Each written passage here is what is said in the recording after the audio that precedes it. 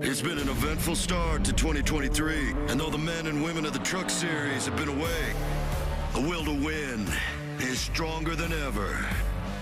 A new season's always a bit of a guessing game, and Atlanta's reconfiguration isn't exactly familiar. But one thing is certain, it's gonna be fast. Stop waiting for an opening. You know nothing's gonna change. You can't stop me, can't stop me. I didn't come in here to play. This place is fast and it's furious. Yeah, I don't think you understand. The charge is on! The pack is back. I won't stop. Who will lead? Things happen so quickly. Who will fall? Unbelievable. And who will take it all? Yeah, I want it all. Moffitt wins at Atlanta. Oh, yeah! It's the return of the Craftsman Truck Series. Welcome to Atlanta Motor Speedway. And this is race day. We are hot-blooded in Hotlanta as we get ready for race 3 of the year for the Craftsman Truck Series. Atlanta Motor Speedway sets the stage for a Saturday showdown in Georgia, and it's a racetrack that is unique in its own right with plenty of challenges for every driver and team.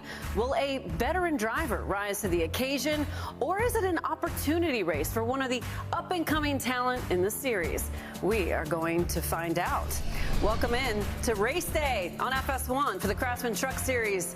I'm Caitlin Vinci alongside my friends here on the Truck Series, Todd Bodine, Trevor Bain. It's been a little while since I've done this with you guys. I missed you all. It's good to be back. I missed you. 2 weeks, that's all. You know what? It's 2 weeks too many for me. Hey, you were a winner out at Atlanta. I know you're excited to see this race. Yeah, but you know, when I wanted Atlanta, it was the old Atlanta, right? You let way off the gas, you're slipping and sliding in the corner, you get up against the wall, and you rub the wall.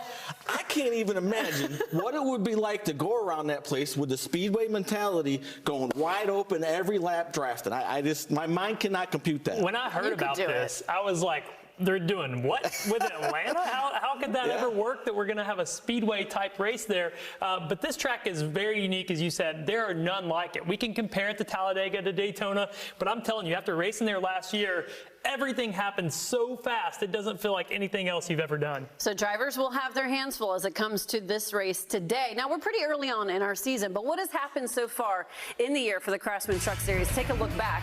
Zane Smith, the defending champion, was able to hold off the field and hold out the rain to get the season opener victory for him. Then it was on to Las Vegas, where the hometown driver, Kyle Busch, he got it done with the rowdy bow. No surprise there that he was able to be victorious. So that's what's happened so far in the first 2 races of the year. In terms of the good and the bad, who's behind the 8 ball already? I know it's early, but who maybe has some work to do already, you think? Well, I hate to do it, but I'm going to throw my buddy Stewart under the bus here. You know, Daytona is really fast, running up front, just made a mistake trying to block, got himself in the wall, crashed out. Last race at Las Vegas, they were just horrible. I mean, he had no speed. The truck was all over the track. Just a bad race. So they need to dig out of the hole, and so much so they've hired a new crew chief in Blake Bainbridge, brought him in for this race, see how it goes, if it makes a difference. So what's the good? That's the bad? What's the first, that name caught me off guard. I worked with Blake Bainbridge back in like 2007. He was my crew chief, so that'll be a good deal for them. Yeah. I get to go the positive side then, right, Caitlin? So I'm going to take Zane Smith on this one, because I don't know how you couldn't if we're talking positive. Won the championship last year. We all wondered if he could go out and follow it up. Wins at Daytona, finishes second to Kyle Busch in the last race. And so I think he's got the momentum right now on his side. Everything's going the right way. Starting on the pole today. That's right. Doesn't get much better. No. Yes, it does not. Zane Smith picking up right where he left off last season. So speaking of him, take a look at the guys who've been able to win on these style tracks as of late. Zane Smith, of course, got it done at Daytona both last season and this year. Corey Heim, he is the defending race winner here at Atlanta. Matt DiBenedetto, always strong on these style tracks. He won at Talladega last season. So good for these 3 guys. Keep an eye on them. Now, big changes when it comes to Atlanta Motor Speedway for pit road. You see it here, the old pit road entrance along with the length. Now, the entry is going to be at the end of the backstretch going into turn 3. So drivers must keep pit road speed on the apron to pit road. This was a change that was made because of the abrupt entry to pit road under green, with the racing now happening in a pack. So this is definitely a very unique variable. What impact do you think this will have on the race and for the drivers today? Well, obviously, under caution is not going to really have any impact. Everybody's got the same advantage or disadvantage. Where it comes into play is for green flag stops, especially if everybody's on a green flag cycle, particularly probably at the end of or in the middle of the third stage. NASCAR only put one timing line, and that's the one going into turn 3. So they have turn 3 and 4 is one big timing mark. So if you go speeding through there, you're going to cost yourself the race. Don't get in a hurry. Well, I understand, Todd, I understand what he's saying, that only under green flag stops. But what you just mentioned, I've thrown away way too many races speeding on pit road. And so adding double the pit road length, you know, you've added 2,300 feet to the existing 1,600 and in a corner. It's really hard to look at those tack lights when you're going through a corner and maintain the same line. So when these drivers go out today to calibrate the tacks for a couple laps, you know, during the caution, they're going to have to run the same exact line out by that white line as they do when they actually come to pit road. If they run any tighter to the grass, they could end up speeding. So there's a lot of opportunity for those mistakes here. Yeah, so we'll see which drivers get a handle on this early on in the going. So Matt Crafton, he's raced on every Truck Series race held at Atlanta. What are his thoughts on this change to pit road entrance? We now bring in our pit reporter out at the racetrack, Jamie Howe, who is standing by to get Matt's thoughts. Caitlin, for Matt Crafton, over the 21 years, there's been a lot of new challenges thrown into the mix here at Atlanta Motor Speedway. For 2023, it's this new pit lane configuration. What role does the driver play given the rolling speed now that you have on pit lane? There's a long, long ways to go from what I understand. I haven't actually got to go out on the racetrack and see it, but I've seen a lot of pictures of it. And at least we get to do one pit road speed before we go green. I mean, where you pick it up in turn 3, I think you're going to see a lot more speeding penalties today than your normal average mile-and-a-half race, just because we got a long ways to go. And there's a lot to gain and a lot to lose over there in turns 3 and 4 on that curve right there. So should be a lot of fun today. You mentioned it, no time to really see the racetrack yet. Practice qualifying didn't happen yesterday with the rain. There are 10 rookies in the field. Given your experience here, what you know about Truck Series racing, what role will that play? Hopefully they're smart and just learn. That's the biggest thing. We were all a rookie here last year when we came here and really got a little bit of practice. But it's a speedway. It's a mile-and-a-half super speedway that we do now, and hopefully they'll all be smart and see if they can learn the first 30 laps, and then as they go on, just get a little bit more aggressive, and then everybody take the gloves off at the end like it'll probably be. Matt Crafton was able to find victory lane here back in 2015. Caitlin, we'll see if he can do it again this year. Thank you, Jamie. Yeah, he certainly would love to follow up that 2015 win. Let's take a look now at the starting lineup, how the driver's going to roll off for the race today. We did not have qualifying, as they talked about, due to weather. It was set by the metric. Zane Smith on the pole with Ty Majeski alongside him on row 1. Guys, who else is catching your eye from this group? Well, to me, this looks like a championship 8 lineup. You know, this is stacked pretty good. But Carson Hocevar, that we're zoomed in on there, had a really good run last week, leading some laps. I think, you know, for him, looking at a plate race like this is an opportunity where he could go and steal that first win. So I think he's got to take advantage of it today. Well, I talked to Ben Rhodes this morning, and he said he's excited about starting 3rd, first of all, but he said something I've never thought I'd hear before. They learned something at Daytona that they feel like is going to help him here at Atlanta today. So he's excited. He thinks he's got a great truck. All right, well, we're certainly going to be keeping an eye on Ben Rhodes. He might be one of the guys who could snag a win here today. I want to talk about the guys, though, for a brief moment, who have been able to get the victory out at Atlanta in the past. Take a look at the list here. We just heard from one, Matt Crafton in 2015. John Hunter Nemechek, he is in the field once again in a Tricon entry today. He won in 2016. Grant Enfinger did it in 2020. Corey Heim, as I said, is the defending race winner here at Atlanta. So we are just getting started, just ahead here on race day. Jake Garcia, one of the new kids on the block in the series. Jamie Howe, she'll check in with the rookie next. Plus, Ty Majeski, great season last year. What are his chances at a win in race 3 of this year? We join him at the track. And Haley Deegan, she's got a new team this season. What's her outlook? Jamie Little will sit down with her later. Stay with us.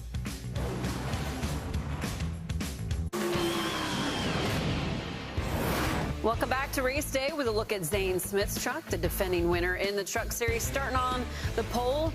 Good for him, and he did very well at this time a year ago on a long stretch of races. And speaking of that, we got 5 races in 5 weeks. Here's where we're headed.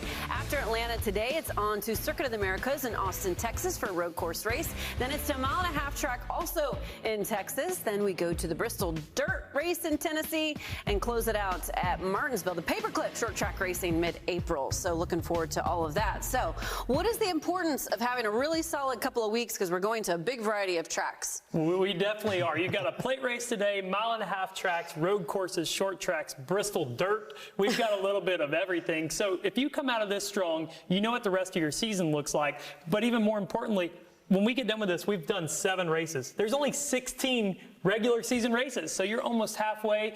You've got to have a strong run right here and get those points, get that momentum, get those wins, lock yourself in the playoffs over these next 5 weeks. Well, you just mentioned momentum, and to me, you know, we talk about momentum in our sport all the time, and to me, it's not about momentum of how your truck's running, right? It's the momentum of how your team is operating, what the driver feels about his team, what he's done on the track, how the crew chiefs operate. If you come out of here with a good run or a win, that gives you that momentum going into these weeks, and you know what it does for you. That's right. Good things happen when you win races, right? Winning breeds more wins is what they say. So what about the rookie class? We have a big class this season. How have they fared so far this season? Well, here are their best finishes. Jake Garcia, he leads the group with a 10th place effort last time out at Las Vegas. You see the rest of the names here. So Jake actually didn't race Daytona because he didn't meet the age requirement for that racetrack. But his 18th birthday, it has come and gone. So how is he feeling going into Atlanta today? Jamie is standing by out at the racetrack with him. Caitlin, not only is Jake Garcia an Atlanta first-timer, he's one of 10 rookies in the field today. He didn't have any qualifying time yesterday. How do you prepare for a challenge like this? Yeah, I mean, it's definitely going to be a little bit of a learning experience for me for sure. I've leaned on Christian Eckes a lot, my teammate. You know, he's given me a lot of advice and helped me get prepared for my first time, not only at Atlanta, but my first time bump drafting as well. So that'll be a lot to learn today, and hopefully just keep our car in one piece. And then at the end, after I've kind of got a little bit of a hang of it, we can go and try to make up some spots and be in contention at the end. You're starting on the 6th row. What are your expectations for these first couple of stages today? Yeah, I mean, I think the outside is definitely a good lane to be in, and I think we're in a good spot just judging off who's around us, you know. So I think be a good spot to ride, you know, after we get settled in a little bit and, you know, hopefully have a good top 10 finish in the first stage and get some stage points, and then the next one go back at it again and try to do the same thing, you know. So I think as long as we have a smooth first couple of stages and then do the right things in stage 3, we can have a really good finish today. Having just turned 18, this is going to be a weekly conversation with Jake Garcia. He's about to see a whole bunch of racetracks he's never seen, Caitlin. Thanks, Jamie. That's right. 5 of them just coming up shortly. So he said he was leaning on Christian Eckes a little bit for insight, but he missed that Daytona race. Is he already at a disadvantage behind the 8 ball because he doesn't have any experience? For sure. I mean, getting a plate race experience before Atlanta, I can't imagine my first plate race being at this 1.5 miles. Like Daytona, Talladega, they're hard enough where the runs happen a lot slower. You have longer straightaways to process things. Easier to be 3 and 4 wide. Everything happens so quick here. You know, he's going to be learning drinking out of a fire hose pretty much trying to take this in. I remember when my first plate race happened, I was driving for Michael Waltrip, and Jerry Baxter came up to me, my crew chief, and he said, listen, do not leave that yellow line all day long. Stay on the bottom. Don't make any moves, and let's just finish this thing. Listen? We didn't finish, but I did stay on the bottom. We got crashed. At least you did that. So it sounds like their strategy is a little different. He said, I'm on the outside, and I like that. So we'll see how it plays out. You said you can't imagine this being your first plate race. Well, how about your first plate race with no practice? Yeah, right. That's crazy. That is pretty crazy. Certainly these young rookies are going to have their work cut out for them in the first couple of laps. So let's talk about some drivers who've come out swinging with their best average finishes through the first 2 races. Zane Smith is P1 currently at 1.5. Jake Garcia's teammate, Christian Eckes, you see him right here in the mix, along with Ty Majeski and Corey Heim also on that list. Very good showing out of these drivers so far. So let's dial in on this McAnally Hilgeman Racing. Are we surprised at all by what we've seen out of this team so far this early in the goings, Todd? I'm not really, honestly. You know, Bill has made this commitment to build this team into a winning operation, and he felt like he needed to make some changes. He went out and got a driver that we know is a good, solid driver. Christian's last 10 races, he's had 8 in the top 10. That tells you that he gets it to the end of the race. He understands what it is to get the most out of the truck without overdriving it. So that's a good. And then he went and got a crew chief, Charles Denike from GMS, who is very knowledgeable. He learned a lot at GMS, and he's put these 2 together, and he's changed some other personnel, and here they are, 2 great runs so far, and I expect a lot more out of them. Yeah, when I met with Bill this offseason, I went over and talked to him because he really does want to take this truck program and do what he did in the ARCA West Series where they've dominated, won a lot of races. He has a strong partner with Napa and with Chevrolet. And we just talked about, hey, if we want to see improvement, got to make those changes. And he did. He did all those things. Chad Norris is there as the competition director also from GMS. And I think what they're seeing so far this year is fruit of that. And I think you're going to see a lot more of that to come. A lot of depth to that race team. We'll certainly keep an eye on them today and the weeks to come. Still to come here, though, on race day, Atlanta Motor Speedway, it is one unique racetrack. What do the drivers think heading back to Georgia? We let them weigh in. Plus, Ty Majeski had a breakout campaign last season. How's he going to follow that up this year? We will hear from Ty at the racetrack. Stay with us on FS1. Welcome back to race day from sunny Atlanta Motor Speedway. Great to see the weather lovely and bright today for the Craftsman Truck Series race, the third one of the year. One of the drivers who's a hopeful to get the victory is Grant Enfinger. He is a past winner at Atlanta. He will start 7th for the race today. And he's had a solid showing so far this season among other drivers who've gotten top 10 in both races so far this year. Decent sized group, Zane Smith, the defending champion on the list, along with Christian Eckes, Ty Majeski, and Corey Heim along with Grant. So it is the second time the Craftsman Truck Series has raced on this configuration at Atlanta, and last year's event did not disappoint with an incredible race to the finish. So how are the drivers feeling going into Atlanta this year? We asked them. I'm not going to lie, I was kind of a skeptic because we get pretty married to the old track surfaces. But I'm going to be honest, though, after the repave, it was significantly better and more fun than I expected. It's kind of a mix of a mile and a half and a super speedway, which I feel like provided some really good racing. A lot of trucks side-by-side racing all over this racetrack. The new Atlanta is all out, as hard as you can go. Things happen a lot faster, so you're just aware of your surroundings a little bit more. It's like Daytona with a little less chaos and a little bit more car control. This was a caution that, how did it not happen?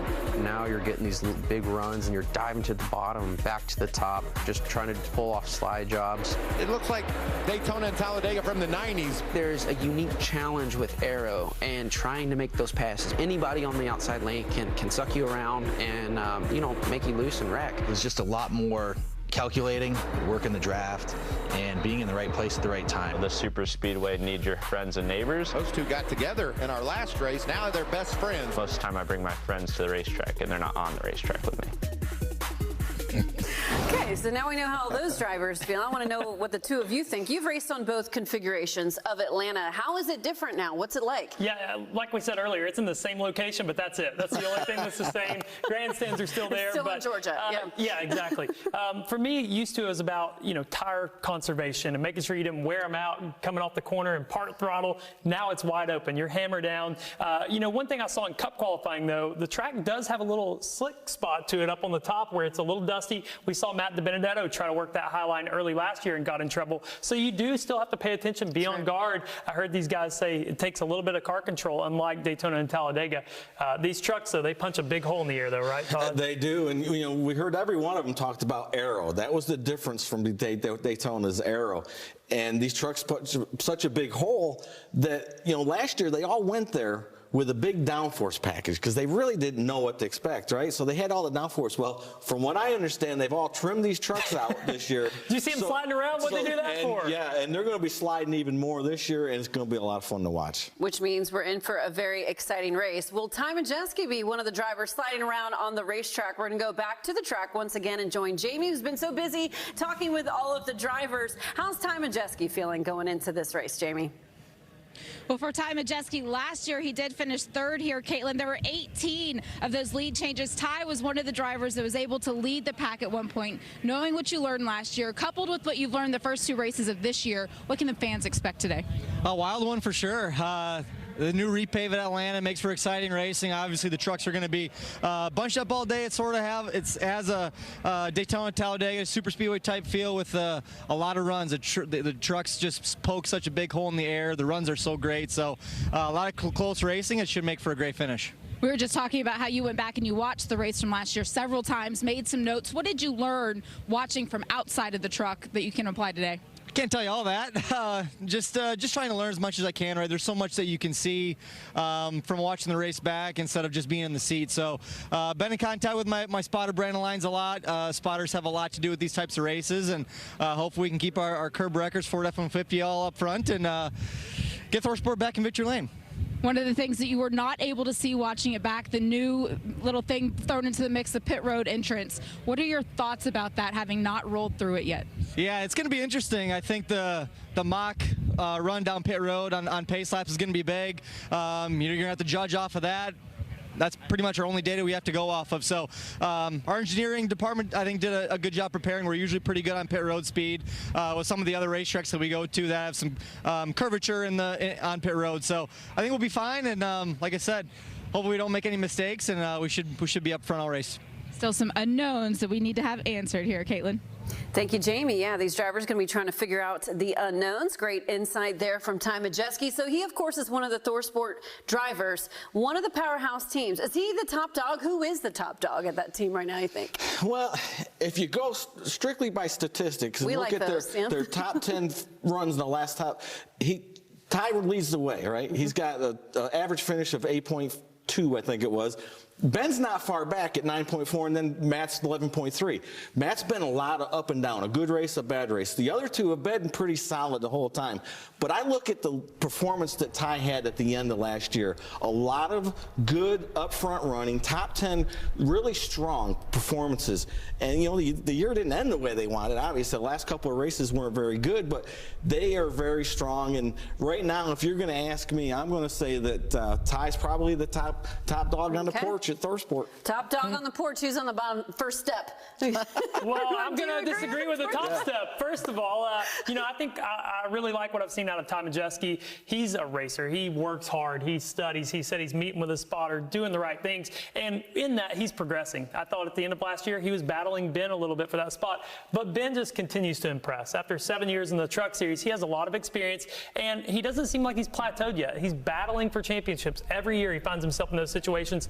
Last year, I didn't feel like he had the strongest truck at Phoenix, but he went out there and almost beat Zane Smith for that championship for a second year in a row. I just think he's hard to bet against, and maybe Ty will eclipse him at some point this season, but right now, Ben's still my pick. Yeah, I said Ben was a close second. Close second.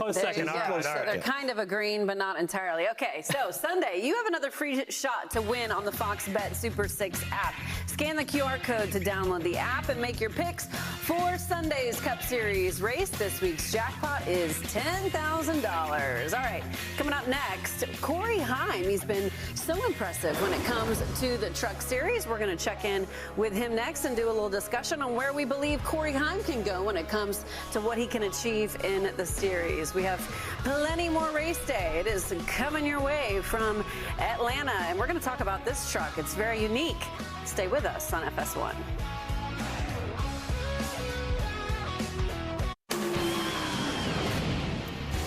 Welcome back to Race Day from Atlanta. There's John Hunter Nemechek at the driver intros getting set. He is in that 17 Tricon Garage truck starting 24th today, running double duty, of course, as well in truck and Xfinity there in Atlanta today.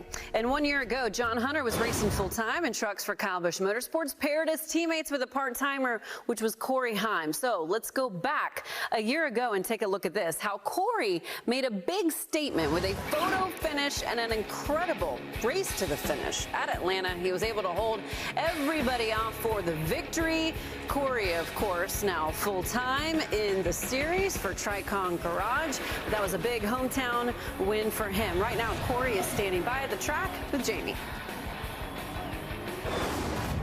Having won this race last year for the first time in Corey Heim's career, he is entering as the defending event winner. Corey, what do you do to repeat that this year, starting from the third row?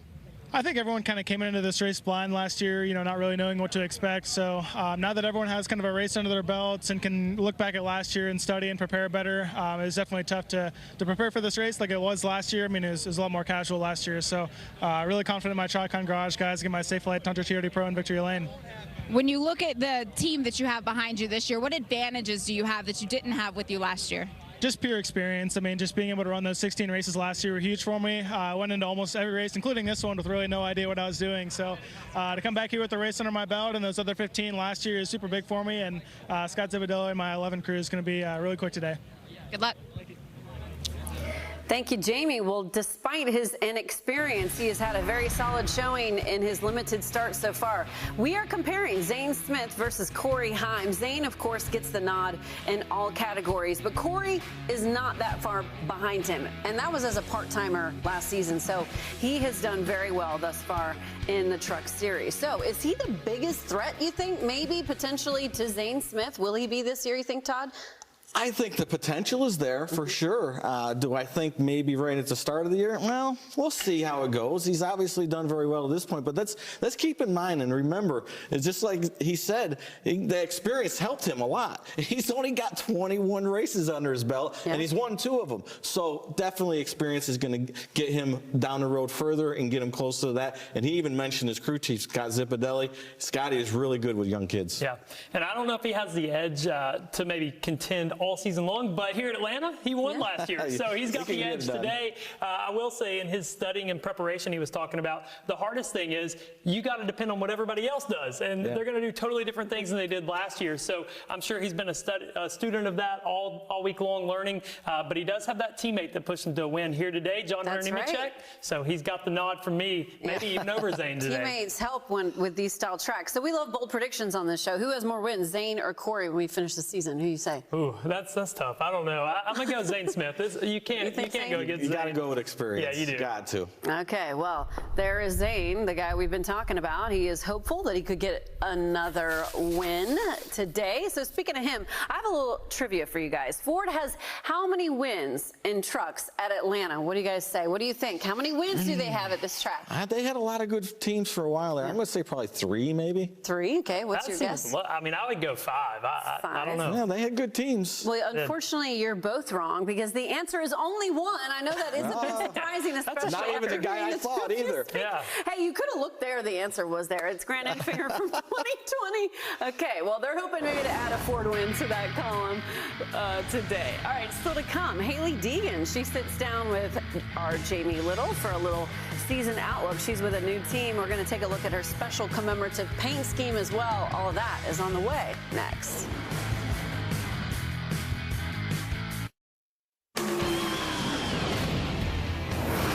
Welcome back to Race Day, and March is Women's History Month, and NASCAR is proud to recognize the accomplishments of past and present icons within the sport. From drivers like Sarah Christian, the first woman to compete in a NASCAR Cup Series race, to leadership like Lisa France Kennedy and the 4-track presidents leading the venues in which we race across the country. All of these women have helped pave the way for future generations, and we are proud to celebrate them and all women all year round. So, Hailie Deegan, she has a special commemorative paint scheme with names of over 1,300 women in the sport of NASCAR to recognize the impact each one has made to the industry. And Hailie Deegan herself has made an impact on NASCAR and is now in the midst of her 3rd full-time season in the Truck Series. She sat down with Jamie Little in Atlanta to talk about the challenges she's faced along the way and what she hopes to achieve this season with her new team.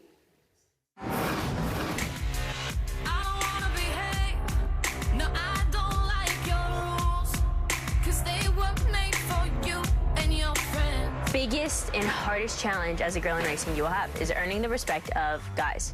Guys automatically have this sort of level of respect with each other, and you don't have that when you're a girl. I think you gotta go out there and work harder at it and work harder than anyone around you. Don't make history. I know being a woman in racing, it's a double-edged sword, right? Yeah. What has it been like for you being at the NASCAR level? It has its pros and cons. The pros are you have a lot of eyes and attention on you, but with those eyes that you have on you, there's a lot of times you're gonna have a lot more bad races than good. You're not always gonna have great races, and I think that's something that gets magnified when you do have the spotlight. And I know you're not a big fan of getting the spotlight, but it's natural. How do you balance that emotionally? Like you said, suddenly people care about the bad races, right? Yeah, it's a tough thing to juggle, and I have a love-hate relationship with like all the eyes and attention, because like I love showing people my experiences, my journey, my life, but also with that, like you gotta deal with all the negative people. Sometimes we'll get some self-doubt in you, and it's hard not to do that because there is so many voices from all around you coming at you. You have a special paint scheme that's kind of focusing on all of the women who work in NASCAR. On my truck this weekend, we have 1,300 names of the women with hard cards in the NASCAR garages. I think that there's a lot of great women who do a lot of great things in the NASCAR world and truly help make it what it is. And I think recognizing that and recognizing those girls and everything that they've brought to the NASCAR world and constantly making it better and better, that's something that needs to be recognized. I'll never be running alone. I'm turning my fears into goals. I burn 'cause I'm a fire starter. Going into a new year, new season, what were your expectations when you came in? I think my expectations are to just keep improving on my results. Daytona, we were running good, and Vegas just didn't go as great for us. We were trying a few little things that were new to me. Now we have a solid base that we're able to build off of. Overall, I think we're just looking to get better results this year. All right, what's the goal this year? What are you setting for yourself? Just running top 5 consistently. I think that's going to be huge for me. Making the playoffs, I feel like, is my definitely top one. Winning a race would be nice too. So I don't know. After I do something like that, then I'll let you know after. You're like, yep, that was on my list. Oh yeah, that was on my list. I'm like, I promise. Yeah, write down quick.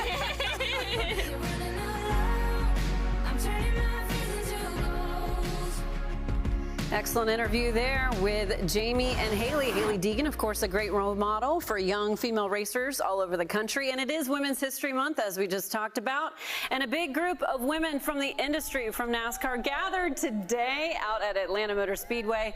Thank you to all of those women and all of the ones involved in making this sport better every day. So let's talk about Haley Deegan, though, once again. In her 3rd full season in the Truck Series, expectations for her this year? Well, I think she said it best. It's just finding that spot that you can work off of, building a foundation of results that you can build on, and I don't feel like she's gotten there yet. You know, this season she obviously had 2 finishes worse than 30th, but on your 3rd full season, you're at a place now where you need to be running top 15, you know, having those 15th place finishes that you can then turn into top 10s. You can build that notebook.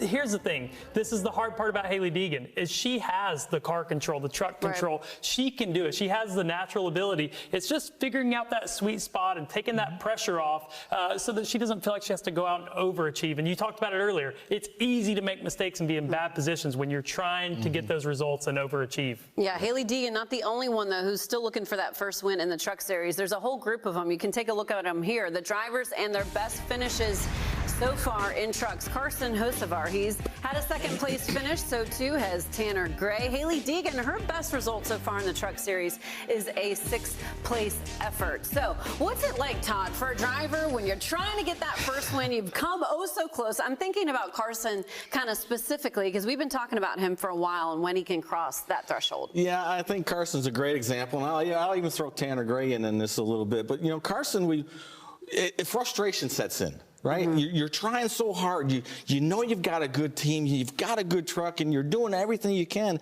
and you start getting frustrated, and you start doing things that don't make sense, and you make moves that don't make sense. Then you get in trouble. Then you try harder, and it becomes a snowball effect. And we kind of saw that with Carson last year. The first half of the year, really good. Started trying harder and getting in trouble as the year went. He's just to settle down, take what it can give you. All right, so Carson, hopefully today could be the day. Where is he starting for this race? Take a look at notable starting spots. Carson Hocevar will roll off 5th. We were talking about Haley Deegan. She's all the way down in 32nd. If she's going to get a win today, it's going to take a bit of work for her. So we're getting closer, though, guys, to the race out there at Atlanta Motor Speedway. Drivers are at driver intros, a little over 12 minutes for the countdown to the command. Our race picks and more is on the way. Stay with us on FS1.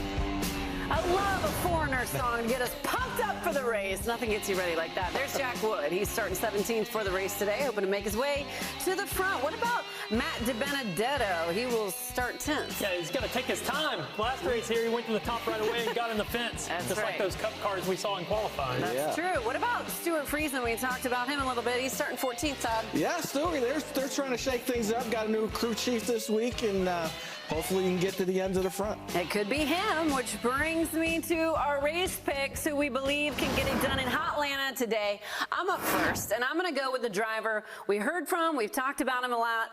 Defending winner, Corey Heim, gets it done. First win of the year today. That's a good first pick. Yeah, I know. Todd, what do you say to that? I'm going to go on a little bit of a limb here. I think Christian Eckes is going to get that truck in victory lane. They've been awful good all year. That's nice. That's a pretty good pick. That was my pick last time. It didn't work out for me. What do you think?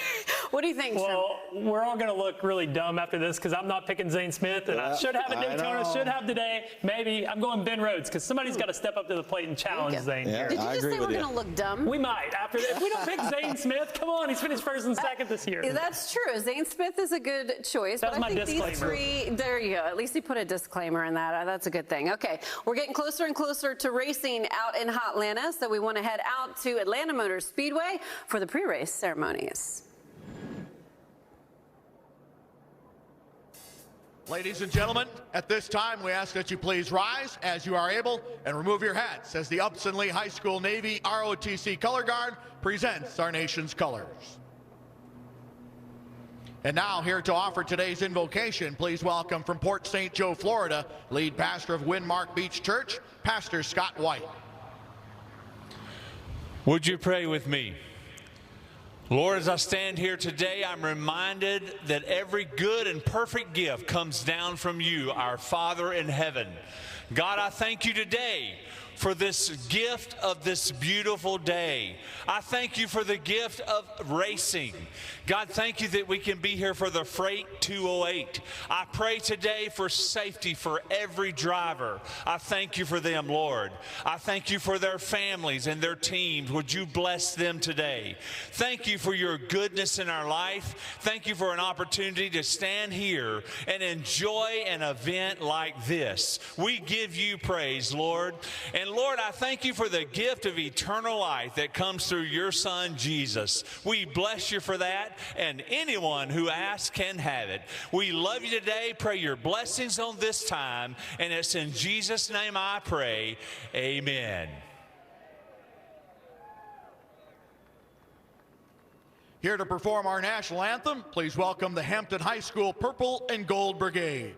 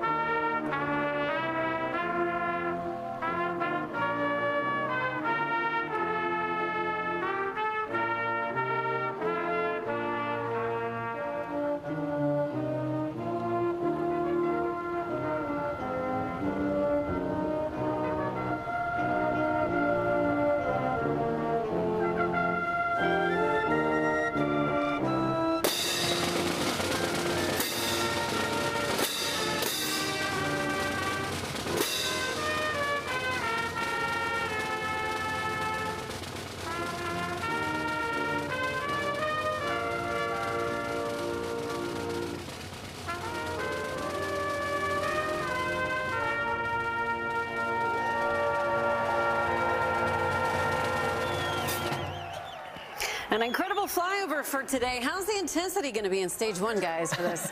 Well, hopefully they stay a little calm. This is a long enough race. We're going to find out. Yeah. Got to have fenders on at the end. Beautiful spring day in Atlanta is going to get crazy here in just a minute. Yes. For Todd, Trevor, myself, that does it for us here on Race Day. Racing from Atlanta coming up after this.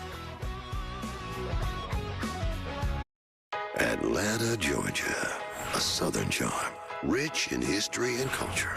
Today embraces the thrill of speed. The Truck Series rolls into the heart of the South for the third race of the season. Kyle Busch captured Vegas last time out, but he's not here today. So who will be celebrating in Victory Lane? one thing's for sure, nothing comes easy here. They're going to be 100% every lap. This is a place to make a statement. A track now set apart from the rest. A new version, a wild card. We're getting ready to see some crazy action with our truckers. Trucks battling bumper to bumper and door to door. Pure unpredictability. It's anyone's to win. We're racing in the A. The Craftsman Truck Series starts now on FS1. It's a brisk but sunny day here at Atlanta Motor Speedway. The rain came in yesterday, washed out qualifying, but we are ready to go racing. Welcome to the Craftsman Truck Series for the Freight Auctions 208. You see that wind blowing out there. We're happy you're joining us. I'm Jamie Little. He's Phil Parsons and Michael Waltrip. So this is an interesting one. It's a 1.5 mile track. Doesn't race like that anymore. It's not a super speedway either. So what do you call it? Maybe a hybrid? Maybe so. When you come to town for a NASCAR race, the drivers are always the stars, and they are here today. But this track, it's the talk of the town. You talked about, is it a hybrid, Daytona and Talladega? Let me explain it like this. If Daytona and Talladega got together and have a love child, it would be the Atlanta Motor Speedway. But I'm going to tell you, this Atlanta Motor Speedway has hit its terrible twos. It's angry. I mean, let's just look back at Cup qualifying. B.J. McLeod into turn 3, and around he goes. Ty Gibbs slides into the outside wall, causes a little bit of contact, and damages his car. And then Christopher Bell with a long, slow slide into turn 3. And Phil, this was during qualifying. They were all by themselves. What are we going to see when we go racing this afternoon in the pack?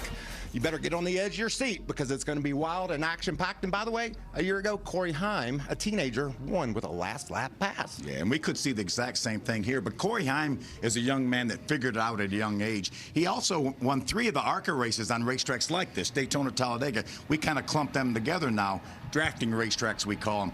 But Corey Heim has been so good in these kind of racetracks. That was only his 5th start ever in the Truck Series. And then there's another guy that I think is my co-favorite, and that's Zane Smith. He won the last 2 times we raced at Daytona. He was in the top 5 here. He knows how to get it done. Zane Smith is another guy we're going to have to keep our eye on. But there's so many unanswered questions about this racetrack. Did it lose some grip from last year? Is it going to race the same as last year? Nobody knows. And one of the big questions to me is there's 10 drivers in the field who have never raced here, and they have not put any laps on their trucks. Right, remind us to breathe. This is going to be wild. Yes, we will breathe. Let's fire those engines. Go trackside for the command. And now, for the most famous words in motorsports, please welcome founder and owner of Freight Auctions, Marcus Barella, joined by Atlanta Motor Speedway legend and Bandolero car competitors.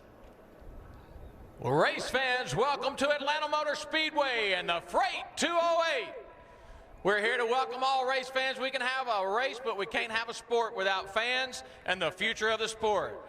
The Bandolero and legend racers are going to join us with the most famous words in motorsports. Go. Drivers, start your engines! $100 be able to 125, 125, 150, 75, 200.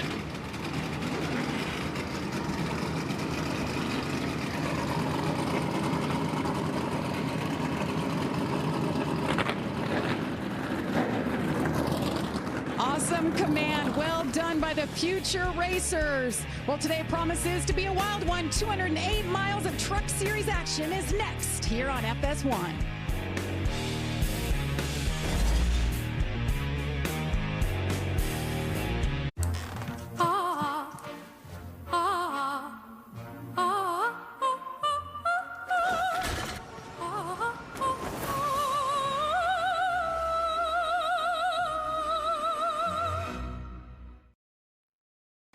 We're getting ready to see some crazy action with our truckers. Side by side behind you. You're outside. Watch the easy, stay low. Oh, so you got to execute perfectly. At your side. Stay high, stay high. Or outside corner. Going to be crazy, chaotic. Go, go, go, go, go, go, go, go, go. That was a real nail biter.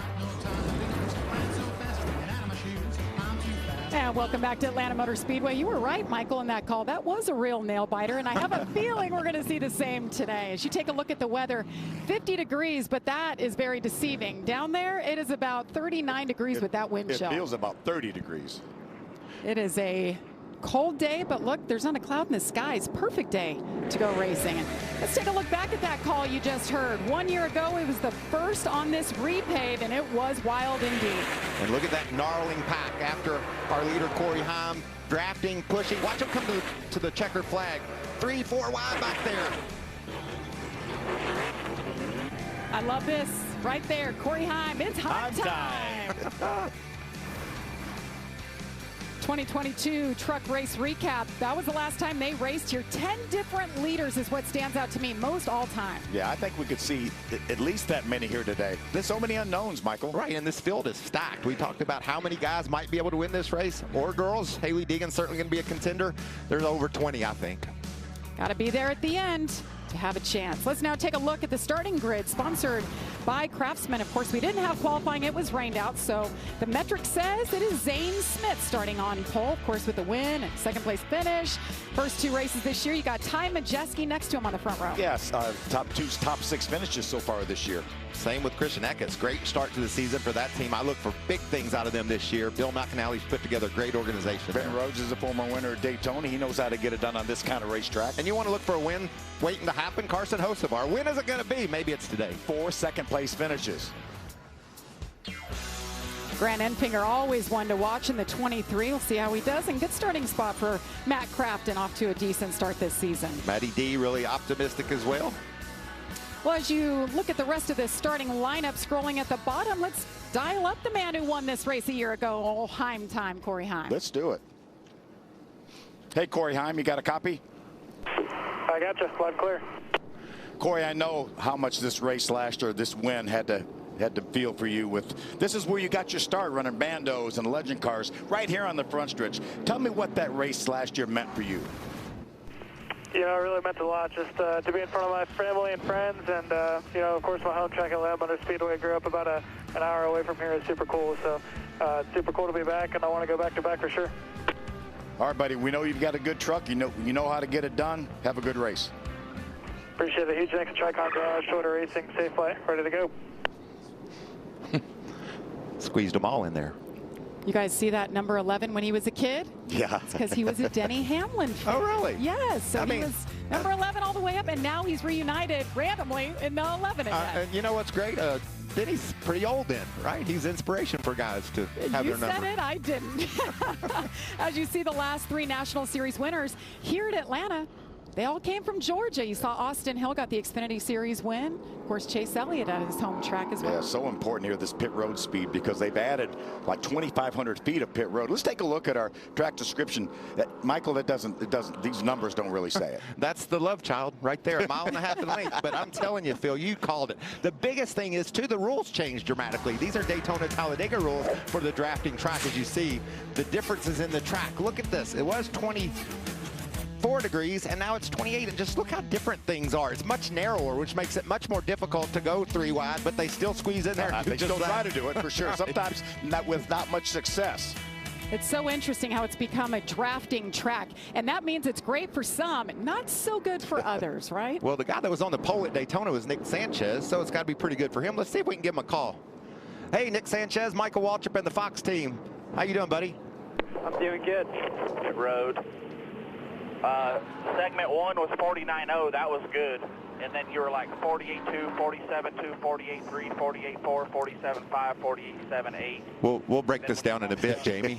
As soon as he digests it all, we'll tell you what Stockman gets done telling him what they are. Yeah. Hope I didn't interrupt there, buddy. Did you hear everything? You were 49.0, 47.8. You sound like the auctioneer at the start of the race.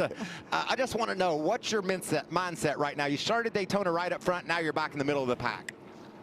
Yeah, it's definitely different, but I feel like it's going to be a good experience for me. You know, I've only ever started a truck race on a front row, so sometimes I feel like you got to come back here and you have to learn the hard way. You have to learn patience, and I feel like that's something I'm going to learn today, and I feel like that's something I've lacked in the first 2 races. Well, it's going to be fun to watch, buddy. We'll be pulling for you. Have a good one. Thank you.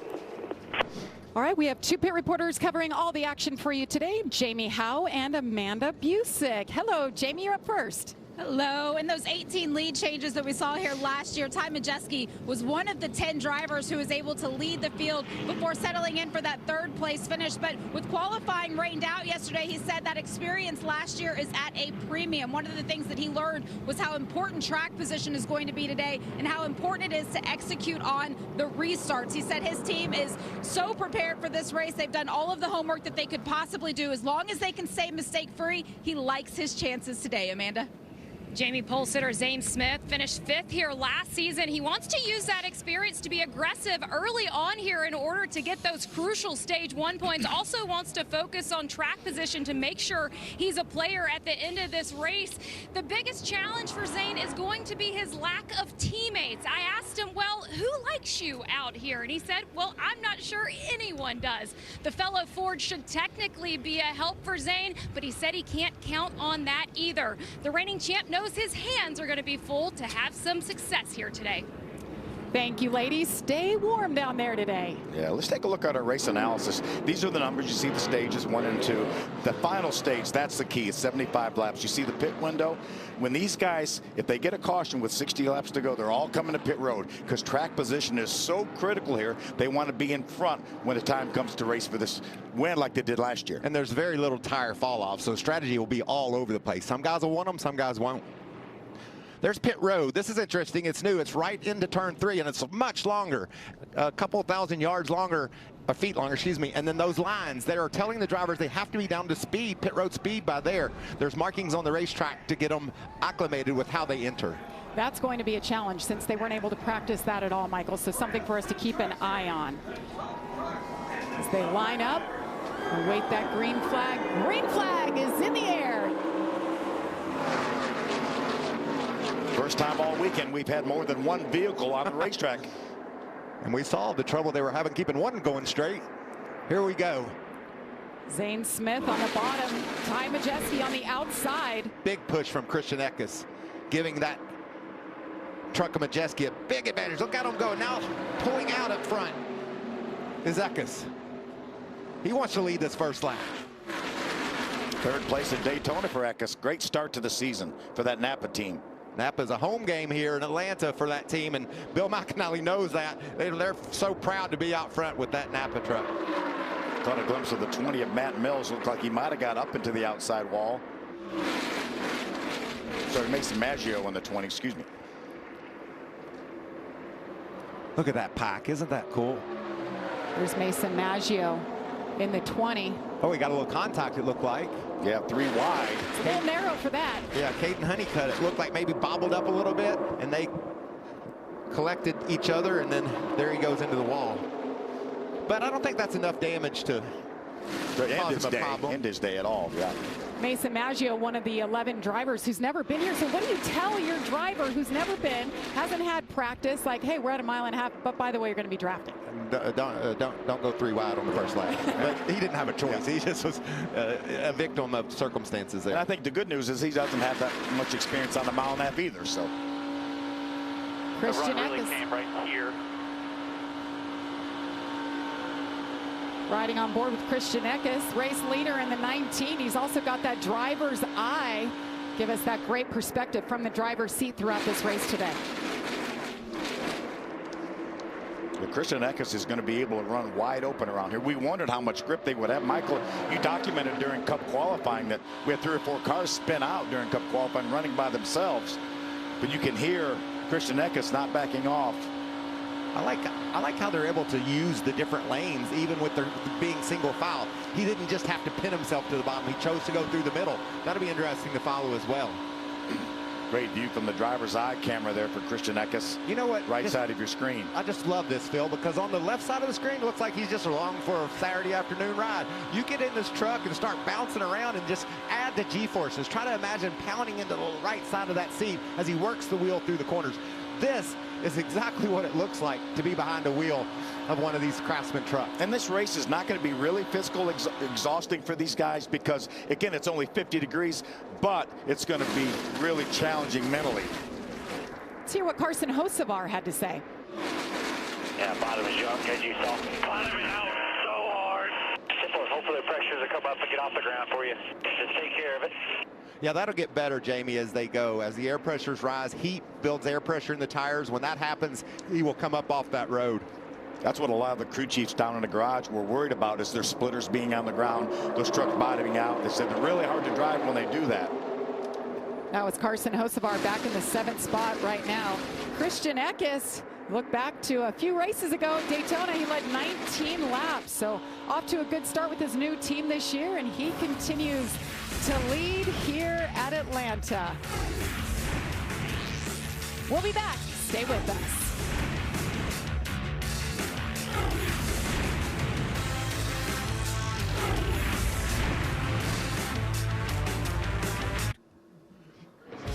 Welcome back to NASCAR Craftsman Truck Series racing from Atlanta. You didn't miss a thing. It's been all about Christian Eckes. We are caution-free so far, 12 laps into this 135-lap race. Wallace Allen with a little bit of an issue in the 45. That'll get your attention. That baby just barely hung on. He did a nice job of not overcorrecting it. And then a little more contact in the back. A little crowding for Colby Howard back there. Colby had a top 5 at Daytona, his best career finish. Jamie?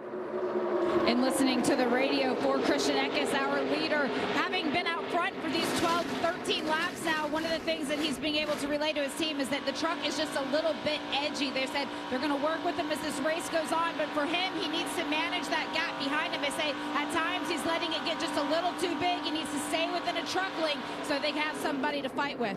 Yeah, that's interesting. A little edgy out front. How do these trucks perform differently when you're back in the pack? Well, when the air is pushing right down on that front truck's nose, the front tires are sticking better than the back. And then conversely, as you go back through the field, your truck loses that front nose and it wants to be a little bit tight at times.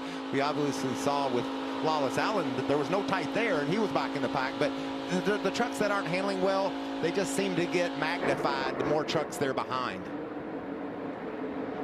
Tanner Gray stuck down on the bottom. Stuart Friesen led the most laps here a year ago, Phil. Yeah, he started to try to run the bottom earlier and really wasn't able to get anywhere. The problem with running the bottom is you have to be able to get in line somewhere.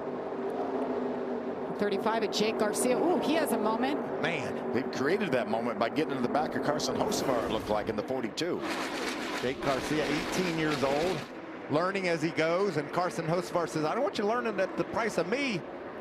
Well, Jake Garcia, we talked a lot about him at Las Vegas, had a great run, a top 10 there, but I saw him in the garage yesterday. He's like, I have never raced anything like this. I have no idea what I'm doing, so I'm leaning on my teammates, and his great teammates leading the race right now. And that was a 1.5 mile, Las Vegas, a couple weeks ago, right? Nothing like it here. This is a way, way different. As Michael said, it's the love child. You know, and when they reconfigured Phoenix, it still races about this. I mean, it's different, but it's still a downforce track. And so Kevin Harvick was really good there before, and he still is. But I bet you Kevin Harvick will be really good here, but it's going to be nothing like the Atlanta he used to be. He was really good then, too. Yeah, he had his own turn called after him, the Harvicking move off turn 4. See a good shot of it there on the inside, on the bottom of the racetrack. You've got that double white and red line. That is a no-no. If you go beyond that, below it, I should say, and try to make a pass, that's a penalty. You'll be coming to the pits, and if you force someone down there in NASCAR's eyes, they can bring you in as well. So that could be a part of the game come late in this race, as we see the 43 truck of Daniel Dye going a lap down. From the very start, he didn't look like he was up to pace for whatever reason. You think he's got a problem with his something under the hood of his shop, DanielDye.com? Great hair products on that website out here. He's got great hair. Boris said hair. If you're a said head out there, you know what I mean. But yeah, certainly off the pace. That's disappointing. He didn't get to learn anything right from the go. Maybe lose just his one lap here, Phil, and can get to the pits and see what they can diagnose under the hood. Maybe a chance that we're only 12 laps away from the end of stage end. Maybe he can stay on the lead lap or get his lap back on the free pass. Daniel Dye is just his 3rd career start. Fans having a good time. They don't mind that it's cold. Families are out here, love seeing it. Christian Eckes continues to lead here at Atlanta.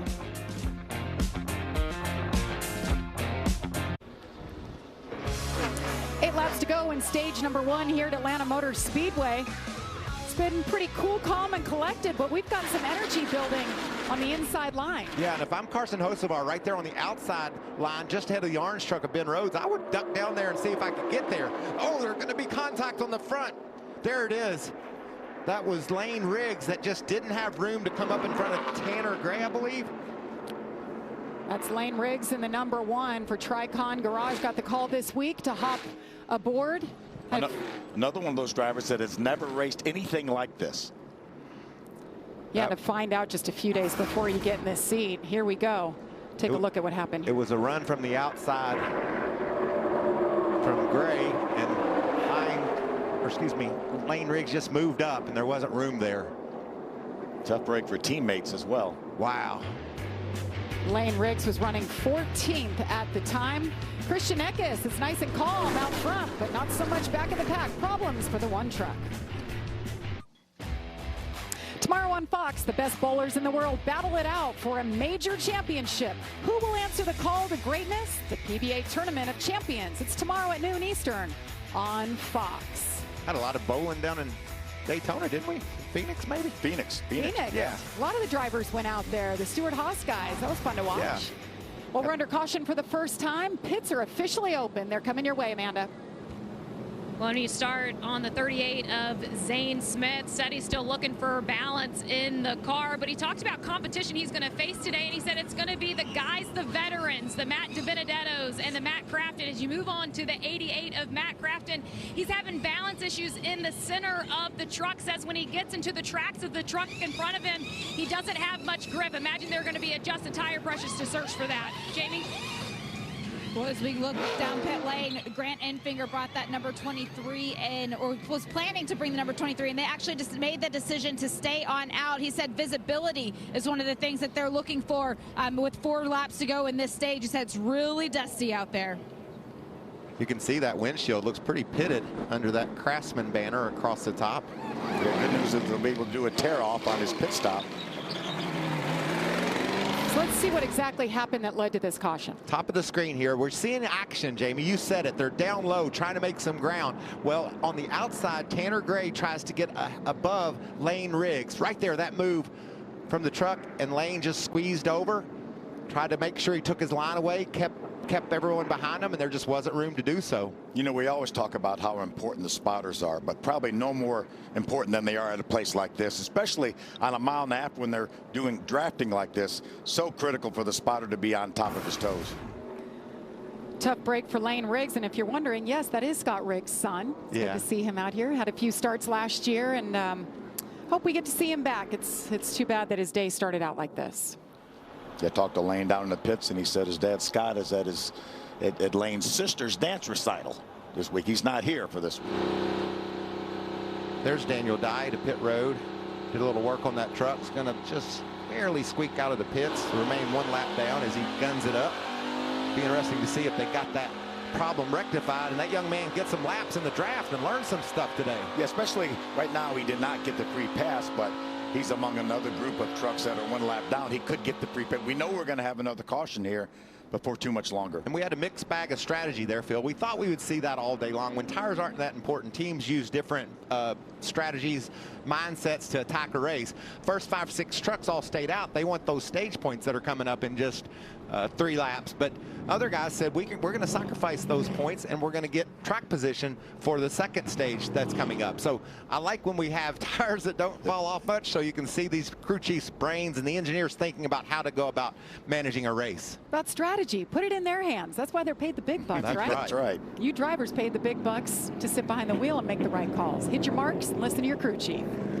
And your spotter. Man. And your spotter. Jamie, you make it sound way easier than I ever thought it was. It's a lot easier. For 20-some years, it wasn't that easy, I didn't think. Phil, I don't know. What were we doing wrong? Maybe we just made it harder than it should have been. Holy cow. The 12 is Spencer Boyd is the free pass. And then, like Phil said, Daniel Dye got some work done. He's coming back to pit road. See if that helped. The first truck that pitted was Carson Hocevar. He was running about 7th position. He brought 3 or 4 other top running trucks with him.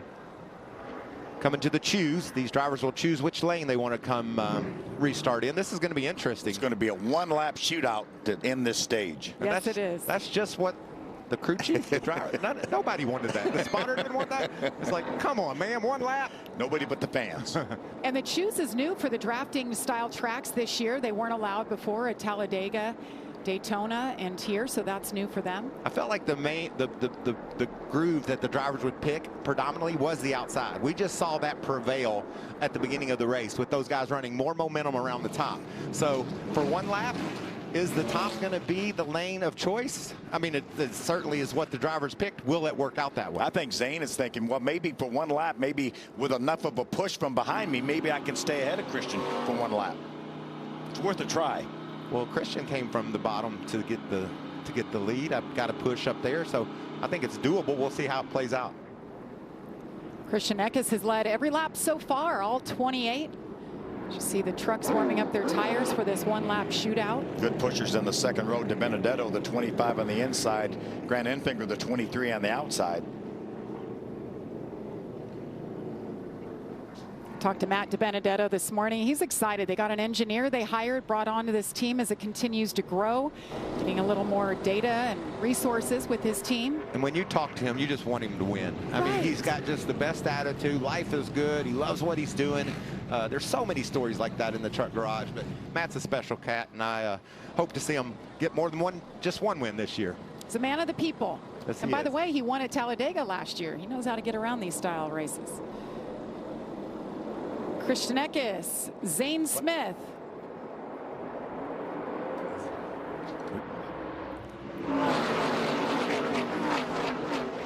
What kind of push can we get from the bottom? Oh, he's getting a big one. You could see wiggles out of that Zane Smith truck, but look, Matt De Benedetto is on him. They can lock bumpers here. They can lock bumpers. Down here, crafted. Wow, that's a lot more organized on the outside. Getting a little squirrely up front. Yeah, it's very squirrely. Will Zane Smith have enough energy to get around? They're side by side. Green and white checkers are out. Christian Eckes. Christian Eckes gets that stage one win. Playoff point for that cat. Great start to the season for that team. Well done, Mr. Eckes. This new home for him, it's suiting him as he works on our Fox car. We'll be back from Daytona after this. Welcome back to NASCAR Craftsman Truck Series racing from Atlanta. I know we're not in Daytona. It feels like it looks like Daytona. It's beautiful out here. It does, and this style of racing, but I guarantee it's warmer in Daytona than it is right here in Atlanta. Watch the commitment line here. All the way over into turn number 3 is where these trucks have to be down to pit road speed. For almost 4,000 feet, they have to be at pit road speed. What do you do for all that time, Phil? Oh-de-do-de-do.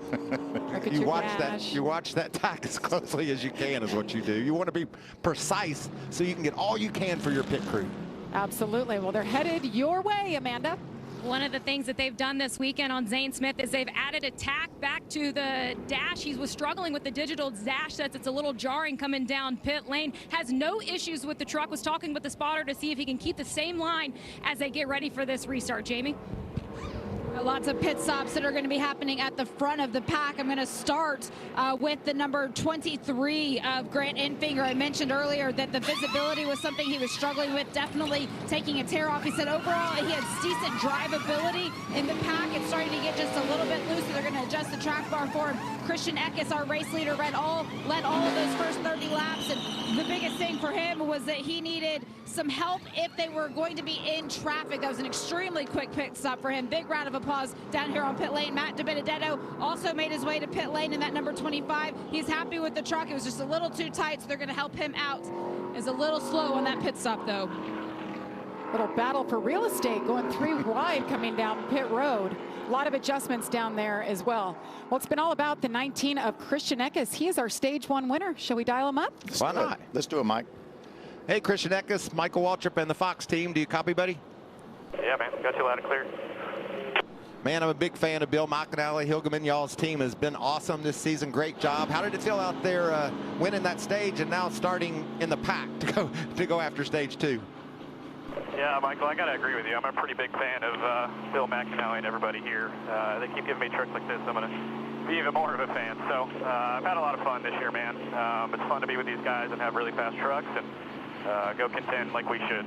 So, yeah, starting a little bit deeper here, but I think we got a good enough truck to go do it. That's what we're going to do. All right, buddy, thanks for your time. Take Napa to victory lane in Atlanta. I never could quite do that. Yes, sir. One happy driver out there. 2 caution flags so far today. 1 for that incident and the 2nd for the end of stage 1. More from Atlanta after this.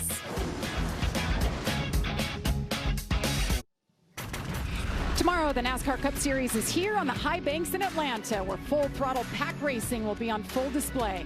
Who will survive every turn and be in it to win it at the end? The engines fire tomorrow at 3 Eastern on Fox, and our guys in the promo department obviously knew. It's that man right in the middle, Joey Logano on pole. And those Fords, they were they're fast, really fast. 8 out of 10, top 10, is that right? Yes, the top 8. Top 7 or 8, yeah. There's some stage points for stage 1, and now the lineup is all mixed up. Matt Crafton, Ty Majeski, Ben Rhodes. They didn't even pit. Amanda, what are they saying down there? Of the 3 trucks that haven't pitted yet, you'll see Matt Crafton up there at the head of the pack. He said he's been struggling on restarts, though. Said that you have the truck full throttle, but it's slow. Well, you'll have that sometimes. Restarts are tough, and you know, everybody just about the top 5 or 6 trucks all took the top lane on this choose rule, Phil. And you know, when we talked about the race analysis at the start, we talked about stage 1 being 30 laps, stage 2 30. I think they've decided at Thorsport, the 3 trucks that stayed out have not pitted yet, are all going to try to run to the end of that 2nd stage. The only thing better than early pitting is not pitting. What about this truck, Jamie? It's beautiful. It's beautiful. She's representing all of the women. It's Women's History Month, so there's 1,300 names of women in NASCAR, the top 3 national series. Their names are actually on the deck lid right there. And if your name's on it. My name's on there, yes, but your daughter's on it. My 2 daughters are on there. Michael's daughter's on there. Yeah, and that truck is supported by Advent Health. They made all this possible, and saluting the women of NASCAR, I think is a wonderful, wonderful initiative. And wow, 1,300 women, and I think about 75 or 80 of them gathered around the truck today to get a picture before the race. That's pretty awesome. On the grid, it was awesome, and that's representing, women represent about 20% of the hard cards between the 3 national series. Let's go back to Amanda. Well, Jamie, I was talking to Haley ahead of this race of all the names that are on that truck, if there's one that is very special to her, and she said, absolutely. My mom, Marissa, is right here on this truck next to my name. Very special. She's running 13th right now as the flag is back out. Matt Crafton, Ty Majeski, and Ben Rhodes, those Thorsport trucks, they're lined up. They had a plan, didn't they? Let's stay out and let's line up for the race lead, and they do just that. Is Carson Hocevar able to squeeze up? No, he doesn't try to get there. He tried to. That's Caden Honeycutt on the bottom there of the 4Y. They're splitting Carson. Here comes Nick Sanchez. We talked to him before the race. He said, I got to learn, and he's learning right now a lot. Look how much ground that Hocevar's losing or has lost by trying to make that move and it not working. Started up front, but those boys, as you said, Michael, they had a plan, and look how it's playing out. John Hunter Nemechek slipping into the story. I mentioned Caden Honeycutt. He's up to the 7th position. Tyler Ingram, another solid run in that black and orange truck there. We talk about this race being mentally exhausting, but if you have your teammates and you know you have a plan, we're going to stay in line till the end of this stage. That makes it a little bit better. But then you've got 3 wide. You got Haley Deegan, another teammate, all the way down to the bottom. 3 wide. Jack Wood in the middle. Wood and Stuart Friesen, the 52 on the outside. Caution's out. Caution out here for the 3rd time. I don't see any reason why the caution's out. Told Haley Deegan went below that double line there. As long as you don't advance your position, you can do that. And she does it right there. Yeah, that should be a penalty.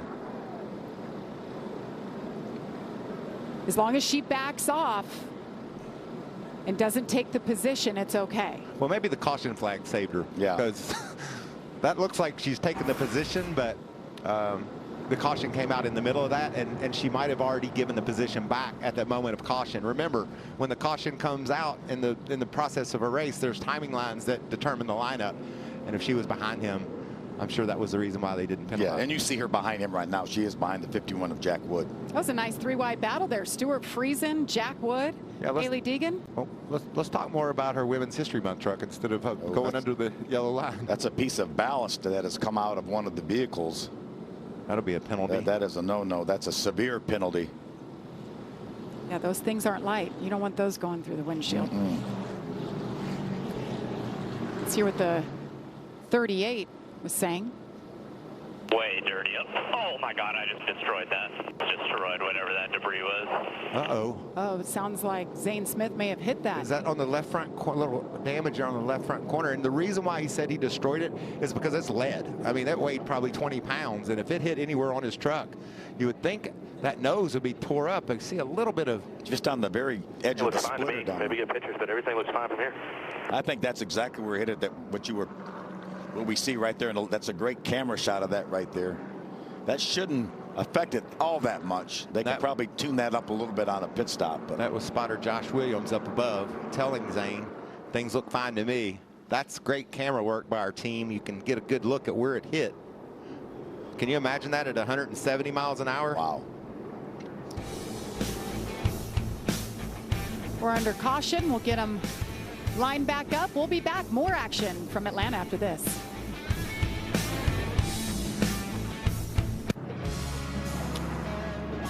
Welcome back to Atlanta Motor Speedway. We're under caution here for the third time. Matt Crafton continues to lead, but we're under caution because of some lead that was found in the infield grass. We'll see here. Found by Zane Smith. There's the lead laying on the front straightaway. He hits it, and he said it destroyed it, clobbered it. You can only imagine 20 pounds of lead, about maybe 10 or 20, what that was, and it just knocked it into the infield, and NASCAR official will go retrieve it. And there's the damage. Yeah, that's a great camera shot there. That I would think that part of the splitter that's bent down will start rubbing the racetrack now, so they may have to make repairs to that 38 truck. Now, every piece of ballast is supposed to have the truck or car number that it came from, and we did see Jake Garcia on pit road. We're not positive if that's where it came from, but they were fixing something underneath the truck. Jamie? Just listening in on Jake Garcia's radio, you know, we talked about he had never been to a track like this before, but having just turned 18, and he has trouble right now with the left rear shock. He just made a stop down on pit lane. They took a look at it, left pit lane so that he tried not to go too far down in the order, but he's going to have to come back to the pits again. So it just keeps getting a little bit worse for Jake today. A lot like Daniel Dye. You know, these kids need these laps. They want the laps, and Jake's doing a great job so far in this race. Let's check in on Grant Enfinger's radio. 88's going to go the whole way, both of these stages. Yeah, I mean, as many cautions as we're getting, they probably can make it. Yeah, Captain. Be close. I'd be honest with you, I didn't have the cojones to try that. I thought about it for about 2 seconds, and I thought better of it. Well, then. Yeah, that's a good reason not to try it. So he's saying they were brave in taking a chance. A lot of trucks choosing that outside lane here as we see the choose area of the racetrack throughout the field. And here comes Zane Smith up to behind Caden Honeycutt. Honeycutt was running 7th, Phil, so I think the first six trucks stayed on the outside. Are you believing that? I don't blame Caden Honeycutt. And right now, Zane Smith is going to be listening to his spotter, Josh Williams, said, please tell me when I can get up. Please tell me when there's a gap that I can move up. Those Thor Sport teammates, it worked for him last time. They're going to try it again. Check this out. Well, I can certainly understand why the top 3, because they're all Thor Sport teammates. John Hunter's going to stick with them, Corey Heim, as well as Tyler Ankrum. And then Caden Honeycutt said, this looks fun. I'm going to go up on the front row. What a clear view up there. Thank you very much. Pick up 5 spots. That's awesome. And for all these trucks on the inside, it's about their spotters telling them that I have a gap. We have a gap on the outside. I can move up and get in that line. We'll see what Caden Honeycutt can do there on the front row, the 19-year-old from Willow Park, Texas. Late model racer. Getting another shot at it here. Finished 9th at Phoenix last year. Really raised. Yeah, I saw his teams in the garage yesterday, and they said he's a wheel man. He can get it done. Well, we're going to see that right now. All right, here we go. Under green once again. Matt Crafton on the outside. Caden Honeycutt on the inside.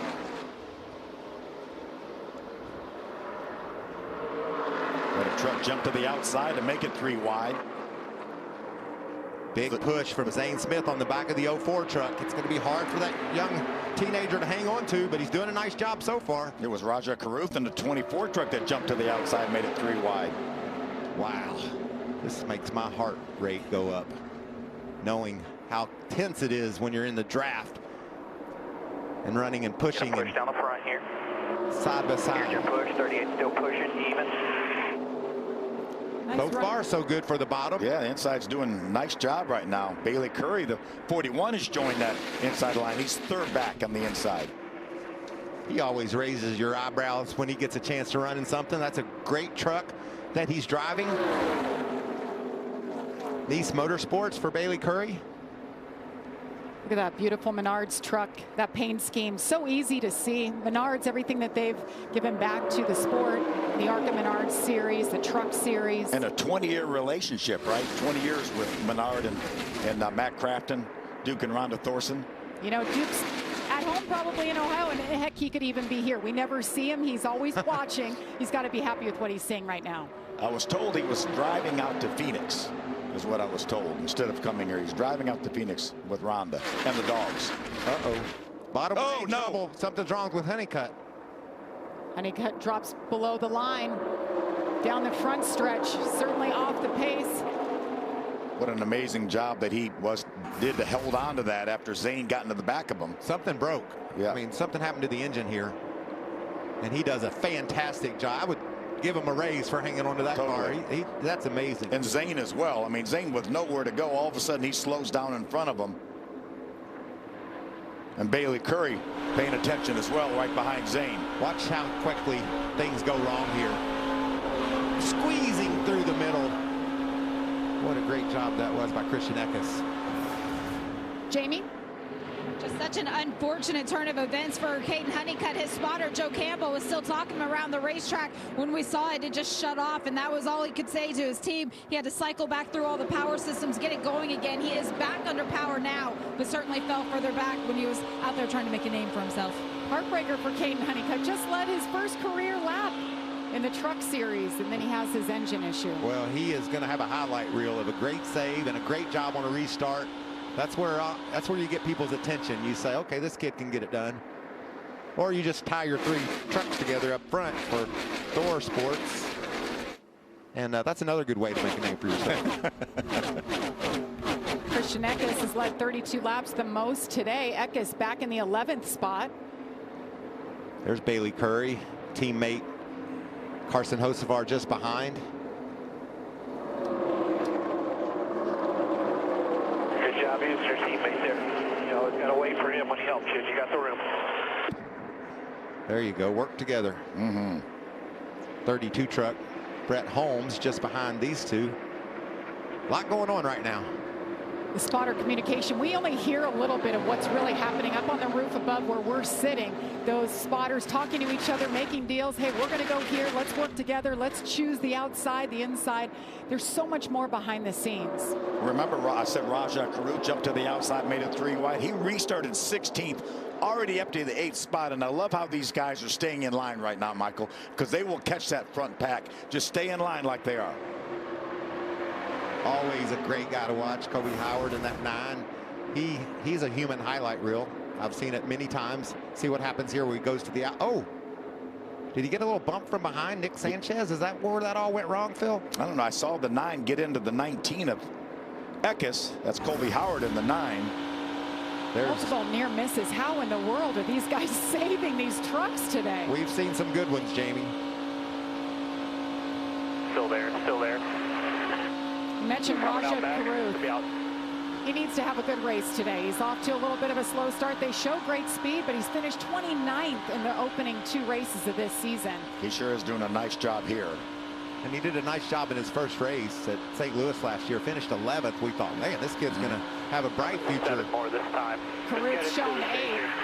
Was down in the truck garage earlier. He has a huge gathering of family and friends and fans. So many people here to cheer him on. And I thought about it, like they made the trek down here from Washington, D.C. to root for their guy. Well, they've got a beautiful truck, and he's doing a nice job. There's the 3 leaders, followed by John Hunter Nemechek. Be interesting to see how long they bide their time. You know, before we had that accident coming to the just a couple to go in that first stage, we were having guys go low and spread out trying to make moves. Those stage points can be valuable. You never know when you need just one to make the playoffs. You saw that blue truck for a moment. He's leading that second pack. That's Stuart Friesen. He was able to get by Raja. Now Raja's back to 9th. Now they're leading that second pack. I was just looking at the 17 John Hunter Nemechek, 4th in line. What are they saying, Jamie?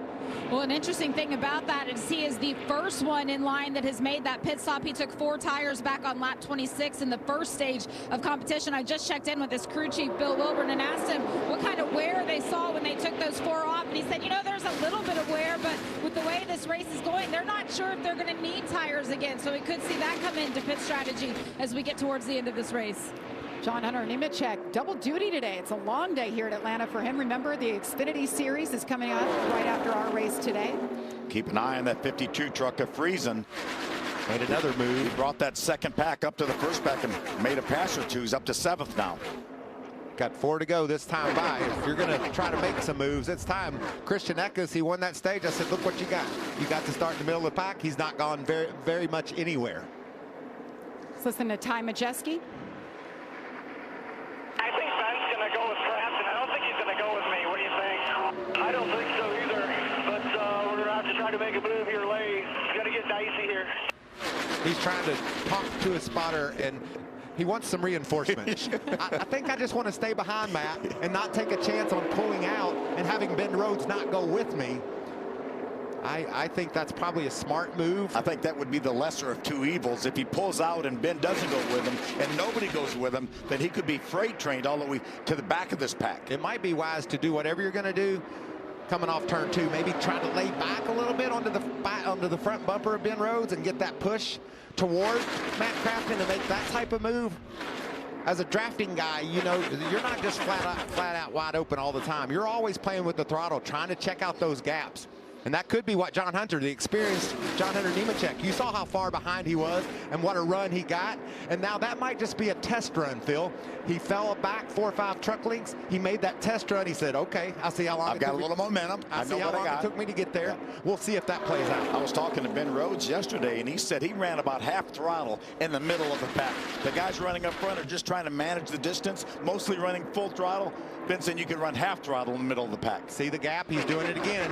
He fell back, did John Hunter, and there he goes. That's exactly what that was all about. And look at that big push.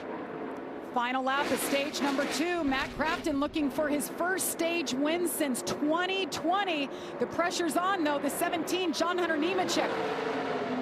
They're there. Got a push from Corey Heim, his teammate. A big push. Did he pull up? Not quite. Coming out of turn 4, who's it going to be for the stage win? It looks like it'll be the 88. Matt Crafton does it. Wow. That was thrilling. That's going to be an indication of what we're going to see towards the end of the race, I think, too. That was just experience and knowledge, using your brain, your foot to lay off the gas pedal to make ground. And that's what John Hunter Nemechek did perfectly. Teammates helping teammates, and it paid off for Matt Crafton. He gets stage number 2 win. We'll be back for pit stops after this. The NASCAR Xfinity Series roars to life right here in Atlanta as each driver faces high speeds and full throttle action. See who will rise above the rest and take the checkered flag. That's coming up next right here on FS1. And it's Sammy Smith. He's going to lead the field to green. That was so cool watching him race last week.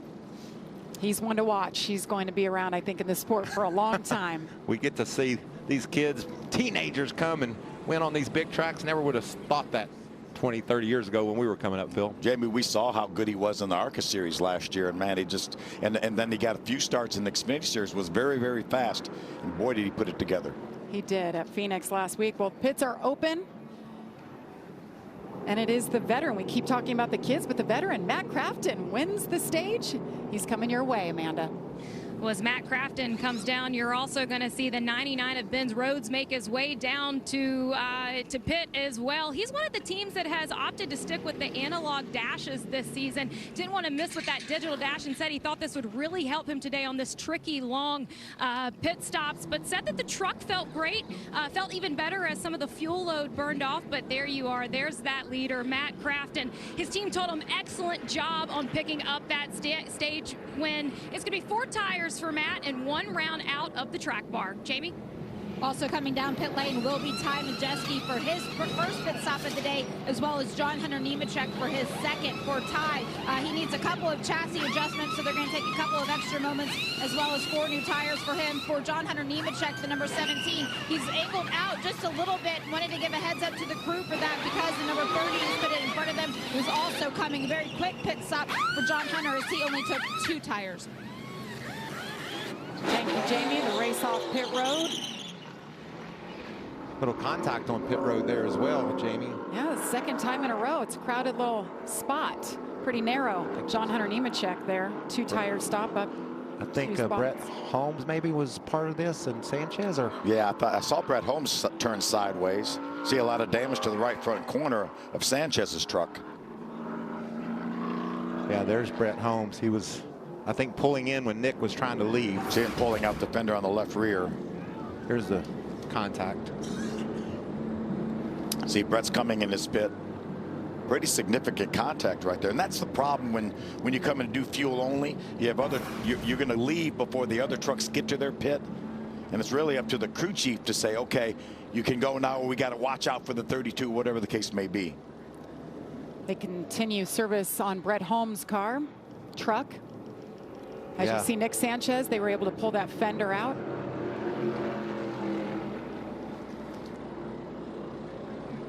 How about Shane Huffman, the crew chief? Sorry, Shane Wilson. Shane Huffman was with Holmes last year. So Shane Wilson with that call to keep his driver out and wait to the end of stage 2 to bring him in. Good pit stop. Let's see if we can talk to Matt Crafton. Hey, Matt Crafton, Phil Parsons and the guys and girls up in the booth. You got a copy? Matt Crafton, Phil Parsons, you got a copy? Yes, sir. Loud and clear. Excellent job in that first stage. Shane had a great strategy. You 3 ThorSport guys stayed out, elected not to pit till the end of the second stage. How's that truck? Balance pretty good. Made a little bit of trap bar adjustment right there, and see what we got for them for the rest of this race. Just be smart. It's going to be very interesting here once we get going at the end of this race, because sure everybody's going to take their gloves off. But you ever thought you'd run that many laps in Atlanta with no tires? How are the trucks handling out there, Matt? Very good. Balance very good. You're just, when you get in the lead, you just sit there and run wide open. It's basically like Talladega, Daytona. When you're second, third one back, you have to lift every once in a while because you get some runs. But it's interesting to say the least. All right, buddy. Appreciate it. Good luck. And we mentioned Shane Wilson. He won the Xfinity Championship with Harvick back in '06. He's been around. We'll be back for the second half of the Craftsman Truck Series race here at Atlanta.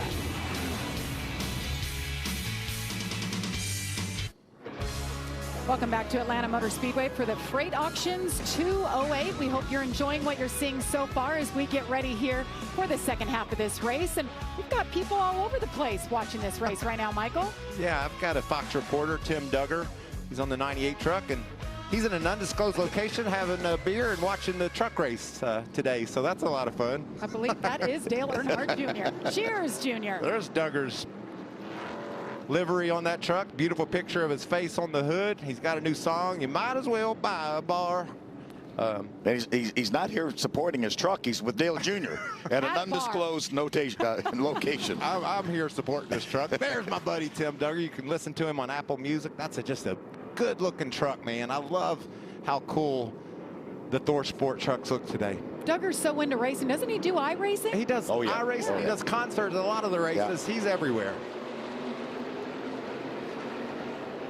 John Hunter Nemechek, Corey Heim, Matt DiBenedetto, though, on the front row next to John Hunter Nemechek. This racing is just, as Matt Crafton said, they're going to take their gloves off. We're going to see some calm racing until that final pit stop, I think, and then after that, it's going to be on. I think right now these guys would like to get 5, 6, 7, maybe 10 laps under their belts, and if the caution comes out now, then I think they come back to pit road, top off with fuel, and they're done pitting. Ooh, a little wiggle there for the blue truck of Stuart Friesen down into turn 3, but he gathered it up. Zane Smith in the 38 on the inside, been a really good pusher today, but he has yet to lead a lap here. He's our winner from a couple of weeks ago at Daytona. Look how little help they have down on the bottom. It's just Benedetto and then Zane 3 truck lengths back. You talked to Corey Heim at the start of the race, Phil, and there he is again. He's surfaced at the front. You said how good he is on these drafting racetracks. He's proven that right now. Let's get an update on the 16, Amanda. Well, Jamie, when I talked to Tyler Ankrum ahead of the race, he described Atlanta as exhilarating. But what's not going to be exhilarating is his team is telling him that they are 12 to 15 laps short of making it to the end of the race on fuel. So, Phil, my question to you, how hard is it to save fuel and still give it your all?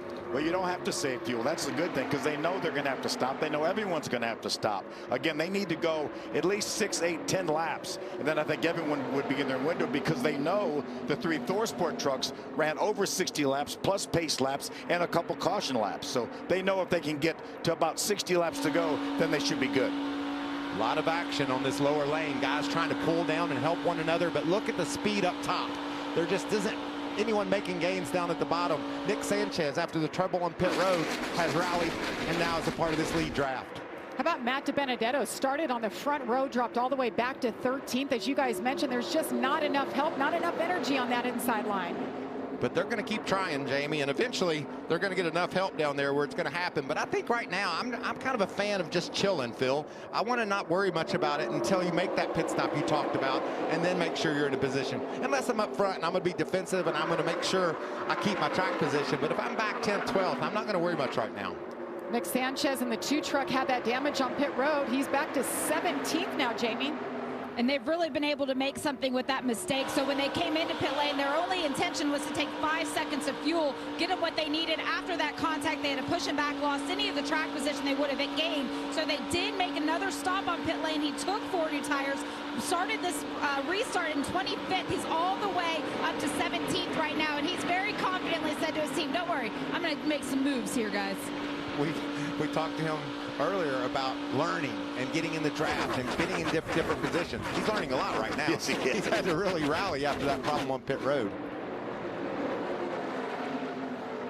So I'm 3 wide for a moment. Ooh. All right, I think things have settled a little bit. I think it's time for a good old-fashioned crank it up. Oh, yeah. Let's do it. Let's do it.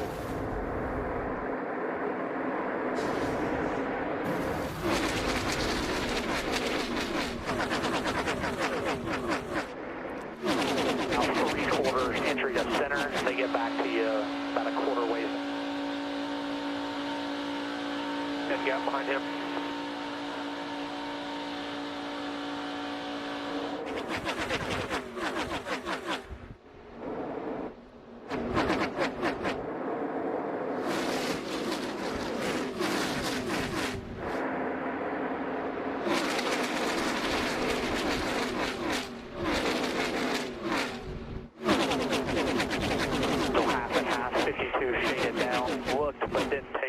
Still half and half.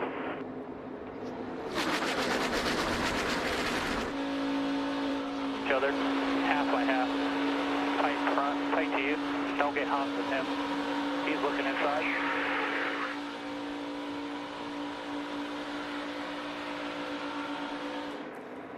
Wow, look at all those decisions these guys are making, Phil. They want those runs. They've got the runs, but do they take them? They have to have somewhere to go. That's the problem. They can gain 2 or 3 truck lengths, but there's nowhere to go. They can't get in line on the outside, and then the outside will pull them.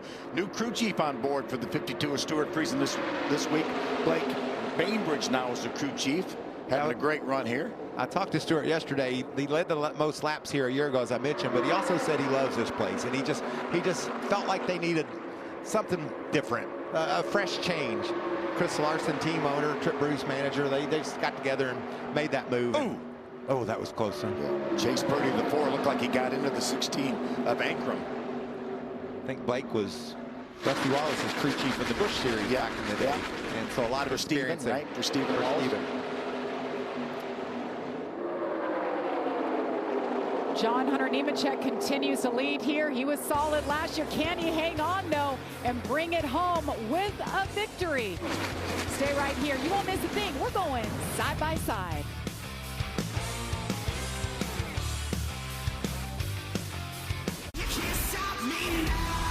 Kevin Owens and Sami Zayn are back together. What does this mean for the Usos? Plus, Cody Rhodes competes in a SmackDown ring for the first time in 6 years. It's an all-new Friday Night SmackDown, live at 8 Eastern, 7 Central on Fox. And welcome back. Right when we stepped aside, you saw the 46 truck Ogata go around. Debris on the track. That brings out the 5th caution of today. This is that window we were talking about. Anytime inside of 60 laps that everyone would get in their window. Let's take a look back at what happened to Ogata. See him right there on coming in the screen on the bottom, right on the. Looks like he loses the nose and chases it up the hill. Yeah, I think maybe he got too low on that white and red line, and it made him shoot up the hill, and then he tried to cut it to keep it off of the 9 truck of Kobe Howard, and around it went. And man, looked like he was maybe going to slip by without hitting the wall, but both left front and left rear hard into the wall, and that's going to end his day. A lot of discussions going on right now. I don't think there's any discussion. I think they all come to pit road for sure. There's another look. As you mentioned, Michael, he turned it left to try to avoid Colby Howard. It's great that we can have a single truck incident here without getting a whole bunch of other trucks involved, and they get some minimal damage to the front end of that truck. Akinori makes a few starts here and there, and was really thought that was a beautiful truck too. Thought he had a chance to run up in the top 10, and he was running 21st when this took place. Yeah, on the lead lap. Yeah, so doing a great job. Yeah, he's a regular at Hickory Motor Speedway. There's a good look at from Akinori. Japan. Yeah, last start was at Darlington last year, so it's good to have him back, but unfortunately he's got some damage to that truck. Pit road is going to be a busy place here. We're going to open pit road this time around. 56 laps to go. You said it. Takes all the guesswork out of it. And that's what's good for the race fans. You know, we're just going to go toe to toe here. Everybody's going to do the same thing, and know we're going to race to the checker flag. John Hunter Nemechek, really nice job there. Oh yeah, he was solid with that move at the end of the second stage, laying off of the other trucks and getting those huge runs. He's got that in his bank now. He knows exactly what he can do with the draft. And who's right behind him? The guy that he pushed to. The guy he pushed to win last year. Yes, yeah. That's him. Yes. I think John Hunter's going, I think you could, I know that I got guy. one coming to me. It's my turn. It's Let's my work turn. Together. These drivers don't forget much of anything like that, Jamie. I think it's funny too as we see them peeling off. See 3, 2, 1, those marks on the road. That's so under green. They have a feeling of how fast they need to get slowed down for that yellow line. That's when pit road speed starts. Get ready for this for the Xfinity race and the Cup race. This could be a big factor because anytime you're turning left around the corner like this, your pit road speed can be different when you're going straight. So the engineers and the team have to cipher all that out. You see all them running around the outside of the racetrack. Obviously, if they went to the inside line, but they checked their speed on the outside line, then they would be running a shorter distance and they would be speeding on pit road. So again, the entrance there is in turn 3. Normally out of turn 4, you drop down to pit road. They're all coming down. They're coming to you, Amanda.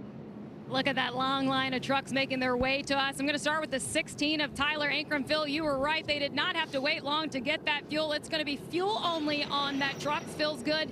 A little snug in the center. Moving on to the number 11 of Corey Heim. His team was tough just to take care of the truck. But how about our winner from last? Oh, look at that connection there on pit road. And then moving on to Stuart Friesen, I did want to add that he's been struggling in the dirty air, but his spotter warned him, if you get out, you'll be back in the 28th position. Fuel only for Stuart. Jamie? It was fuel only for John Hunter Nemechek as well. His crew chief, Bill Wilburn, telling him on the radio right now, save, save, save, save. I do believe he was able to beat Tyler Ankrum off of pit road, but it was a tight exit. See, a situation again when you're going to do fuel only, you're on pit road so little time. You know, and you really rely on your spotters and even your crew chief. Your crew chief needs to know who's around and who's where. There's nothing absolutely at all Corey Heim did wrong there. He went when he was told to go. And with the other truck coming in, you just got to have situational awareness, whether it's Colby Howard not turning in or the crew chief or spotter telling him what to do. But you can see this affected Stuart Friesen as well. Very little damage, it looks like, on Friesen, but he gets blocked in, so he loses all his track position.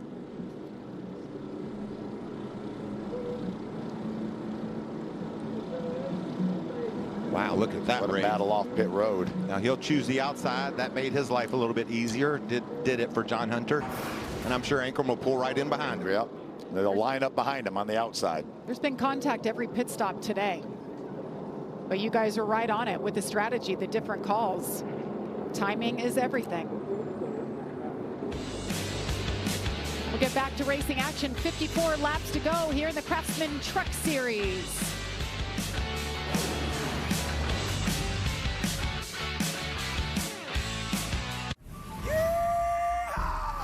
Fox Wednesday. Throw on your boots and saddle up. It's country night. The Masked Singer's going buck wild for the gosh darn cutest costume yet. The axolotl. The axolotl. And can this songbird sing? I have a new favorite. Plus, an unmasking hits down home. This is family right here. You had me. It's country night on an all-new Masked Singer. Wednesday on Fox. Craftsman is back. And to celebrate our return to the NASCAR Truck Series, we're offering racing fans different Craftsman deals throughout the season. Because teams can count on Craftsman tools to get the job done. And now you can too. When you take advantage of the Craftsman deal of the race, you'll save on the tools that'll help you power through your projects. And this deal, well, it's going fast. So scan the QR code now to get the current deal of the race. The deal of the race brought to you by Craftsman. Out here, you're more than just a landowner. You're a gardener, a landscaper, a hunter. Because you didn't settle for ordinary. Same goes for your equipment. Versatile, powerful, durable Kubota equipment. More goes into it, so you get more out of it. Did you know some ordinary cold medicines can raise your blood pressure? Try new Vicks NyQuil High Blood Pressure for fast, powerful cold relief without ingredients that may raise your blood pressure. Try Vicks NyQuil High Blood Pressure. The coughing, aching, fever, cold, and flu for people with high blood pressure medicine. This is Dirt Racer Kenny Wallace. The Dirt Race is back at Bristol in 2023, and once again, it's a night race. It's the Food City Dirt Race, 7 p.m. on Sunday, April 9th. I want to see all my diehard NASCAR and dirt racing fans there, so get your tickets today. Remember, this isn't just any old dirt race. It's a dirt race at Bristol, baby.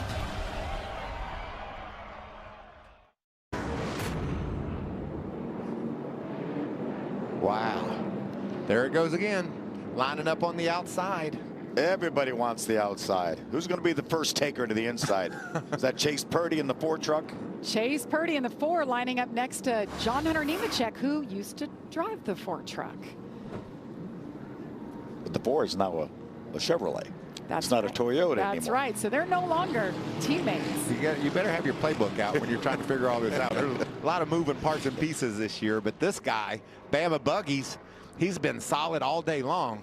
Chase Purdy's got a great attitude, a great spirit. Top 10 at Phoenix. Cool to see him right up front. Really good run for Chase Purdy. John Hunter Nemechek in the 17.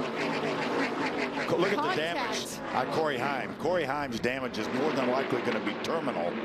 Bring it straight to the box. Bring it straight to the box. Let them clean the grill. And remember, the reason he's back there is because of the contact on pit road. He would never been in that position. And remember also, the restart zone's longer, and these guys have more options. And usually what that means is the leader waited and waited and waited to go. And so when they wait, there's gaps in the back, and those guys get runs, and there's a sign of it. Except for the 2 didn't really go. He didn't really go, and then the 11 was being pushed into the 2. Yeah. You can see all the damage, oil coming out of that truck as well. You almost wonder if Nick Sanchez missed a gear. I thought maybe he was laying back, but it looked like he started to take off and then didn't. See if something happens there. Yeah. And it just piles them up behind. It's amazing that Nick Sanchez basically hardly has any damage to the back of that truck. He went under him. And Corey Heim's truck is destroyed. I don't know that he's gonna. Yeah, you see him falling back there. He just missed a shift or something. Something broke on the truck. Just didn't go, and there was nothing Corey Heim could do. And the spotters say they're all rolling, but it happened so fast. There's no way for the spotter to warn him. Yeah, that's just unfortunate for Corey Heim, because see what happened if we figure out what happened to the 2. We see Corey Heim, last year's winner, out of the truck, Amanda. Yeah, and what a shame. When I talked to him earlier ahead of the weekend, he described that day as just simply perfect. Said he had so much adrenaline, he didn't even remember the post-race interview on track. But yeah, just a disappointment from here at the team. You can see the laptops being shut.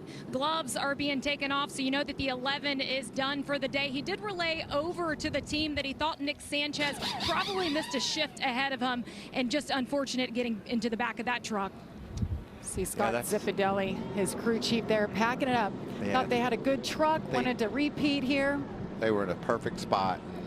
Did everything they could do, and either a mistake or a broken part on the two truck, excuse me, messed everything up for them. Jamie? If you take a look at the number 4 truck of Chase Purdy, when you see it on our screen in just a moment, you might see some damage there. And that was the result of him falling out of line right before that last round of pit stops, trying to pass 2 or 3 trucks at once. But his crew chief, Jimmy Villeneuve, very quickly was like, no. It is not time yet. I know it's tempting to try those moves, but we need to settle in. But now, at this point, we're 25 laps into our final stage here, 50 laps to go. It's time to start thinking about that once we go to green. What moves can you make in the end? Chase has tried it before, it didn't work out, but he has a little bit more experience now. What do you say we get a word with old Chase Purdy? See what he's thinking. Bama Buggies rig. Chase Purdy, Michael Waltrip, and the Fox team. Do you copy, my friend? 10-4, I got you, Mikey. Well, it's good to see you yesterday. The smile on your face. You said, I'm going to win this race, and you're in a position to do that. How do you execute from here? Yeah, I think you just keep your nose clean and don't put yourself on the bottom to be hung out. Be there at the end. I think that, you know, this is a lot like Daytona Talladega. You're going to have to wait till the last lap and off of 4 to make your move, or at least halfway into turn 3, dictate your run. All right, we can't wait to watch. Great job. Good luck, buddy. 10-4, thank you. Let's hear what happened to Nick Sanchez in the 2 truck there on that restart. Curtis, you didn't hit the kill switch on the steering wheel? No, definitely not, because when I spun out, I just fired it right up. Like I was going through the gears. I was in the middle of my first or second shift with power, and it just died. Like I launched on the back of the 25. I agree. Yeah, we saw it lose power. But, yeah. You know, I said it either broke something or he missed a shift, and he's going with the it broke something side of that story. What other sport can you just dial up an athlete in the middle of their event and get their perspective, or dial in their radio and hear what they're saying? So many great things about NASCAR and all the access. What a great story for Chase Purdy. We documented that everyone on that restart picked the outside lineup to choose. He was the first truck that went to the inside, got a quick caution. Couldn't get much quicker. He was 9th before he chose. The top 8 took the outside, and here he is now going to restart second.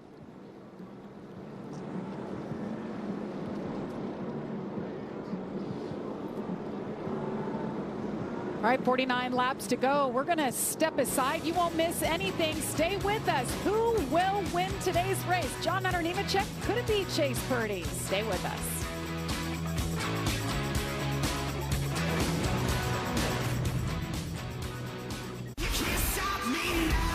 Kevin Owens and Sami Zayn are back together. What does this mean for the Usos? Plus, Cody Rhodes competes in a SmackDown ring for the first time in 6 years. It's an all-new Friday Night SmackDown, live at 8 Eastern, 7 Central on Fox. Jussie Smollett, an actor who films the hit TV show Empire, told police he's the victim of a hate crime. I've been truthful and consistent on every single level since day one. We were the ones that did it. Yeah, it was us. Justin, you have anything to say? Much has changed over our 75 years, but the thing that never does, the anticipation, the holding of breath until that first green flag drops and the crazy journey begins all over again. If you could travel 75 years from now, you might not recognize much at all. But one thing will never change. That feeling you get when the race begins again. It's orientation day. Welcome to the team.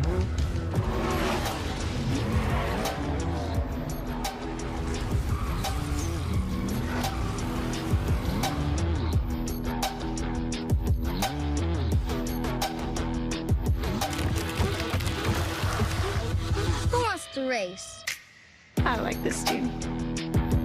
be part of something greater. Toyota, let's go places. Craftsman is back. And to celebrate our return to the NASCAR Truck Series, we're offering racing fans different Craftsman deals throughout the season. Because teams can count on Craftsman tools to get the job done. And now you can too. When you take advantage of the Craftsman deal of the race, you'll save on the tools that'll help you power through your projects. And this deal, well, it's going fast. So scan the QR code now to get the current deal of the race. The deal of the race brought to you by Craftsman. Saturdays, baseball's best are showing out on Fox. This is where MVPs are VIPs. All the swag, all the salt, and all the slams. The biggest games on the best day of the week. Fox Saturday Baseball returns April 1st. Here is where it must be left on the track. Blow those rear tires off of the bud. And now is when the future is written in the NASCAR Craftsman Truck Series. Welcome back to the Freight Auctions 208. Well, it's been an exciting one so far as we're under caution now for the 6th time. 47 laps to go, and remember, keep it here. Xfinity Series action coming up next. We're going to see a lot more of this. Yeah, Tanner Gray, the 15, the 1 of Lane Riggs get together. Teammates. Got airborne here at Atlanta. Flying here, and then a dramatic finish to stage 1. Christian Eckes getting the win. We talked about it before the race started, Phil. A lot of strategy today. Right there, Crampton stayed out and gets the stage 2 victory. They ran all 60 laps. Rakanori Ogata, the 46, turns around, makes slight contact with the inside safer barrier. And then this is when it all ended for... Yeah, that had certainly ramifications, didn't it, Mike? The beginning of the end for Corey Heim. Had been dominant, had a great pit stop, and then Sanchez doesn't go for some reason on the restart and into the back of him. Corey Heim wins. We're getting a report that the data certainly showed that all of a sudden there was a dip in RPM. So something had, if he missed a gear, the RPMs would go up. The RPMs dipped. And that's how the day has ended now for the 11 of Corey Heim, the Georgia driver. Got his first career win here a year ago. Fortunately, he'll have to wait till next year to try again at his home track. Didn't that just racing feel the highest of high last year? Comes back a year later in contention to win again, and it's probably the worst feeling he's ever felt behind the wheel of a truck. How about John Hunter Nemechek? Was solid here a year ago, led a lot of laps, won stage 2, then he had an issue, and then he was able to help his teammate, a little teamwork, to get Corey Heim that win, and now he's in position, but he lost his wingman. He lost his teammate. There's Daniel Dye. He's back on the lead lap, y'all. Just soldiering along. Yeah, it's been a struggle for him. Obviously, they got whatever was wrong repaired on that truck. We're hearing that it was a coil pack. Remember, these engines are fuel injected. It was a coil pack that went bad. They were able to get it changed, got back on the lead lap. As you see, Christian Eckes on pit road. Christian was actually penalized on that last set of pit stops, so he was at the back of the pack anyway. Topped off there. Let's get an update on the 88, Amanda. Well, Matt Crafton has raced at every trucks race here at Atlanta. He won here in 2015. His team just told him, we're good to go to the green right checker. If you want to, let it eat, buddy. Jamie? Matt DiBenedetto running up in 4th right now. He started the race in 10th. They took 4 tires on the first pit stop, but they've been pretty quick on pit lane ever since then, doing fuel-only stops. And I talked to Matt before the race. He said, you know, we're still just a small team. We're doing big things this year. We've put a lot of work in, a lot of efforts gone into this number 25 machine, and it's starting to show right now. They did run in the top 10 back in Las Vegas before they had a mishap on pit lane. They put extra work into making sure they don't have any of those issues going forward, and it's all about consistency. He's been able to be consistently inside of the top 5 today, so he's going to walk away from here happy.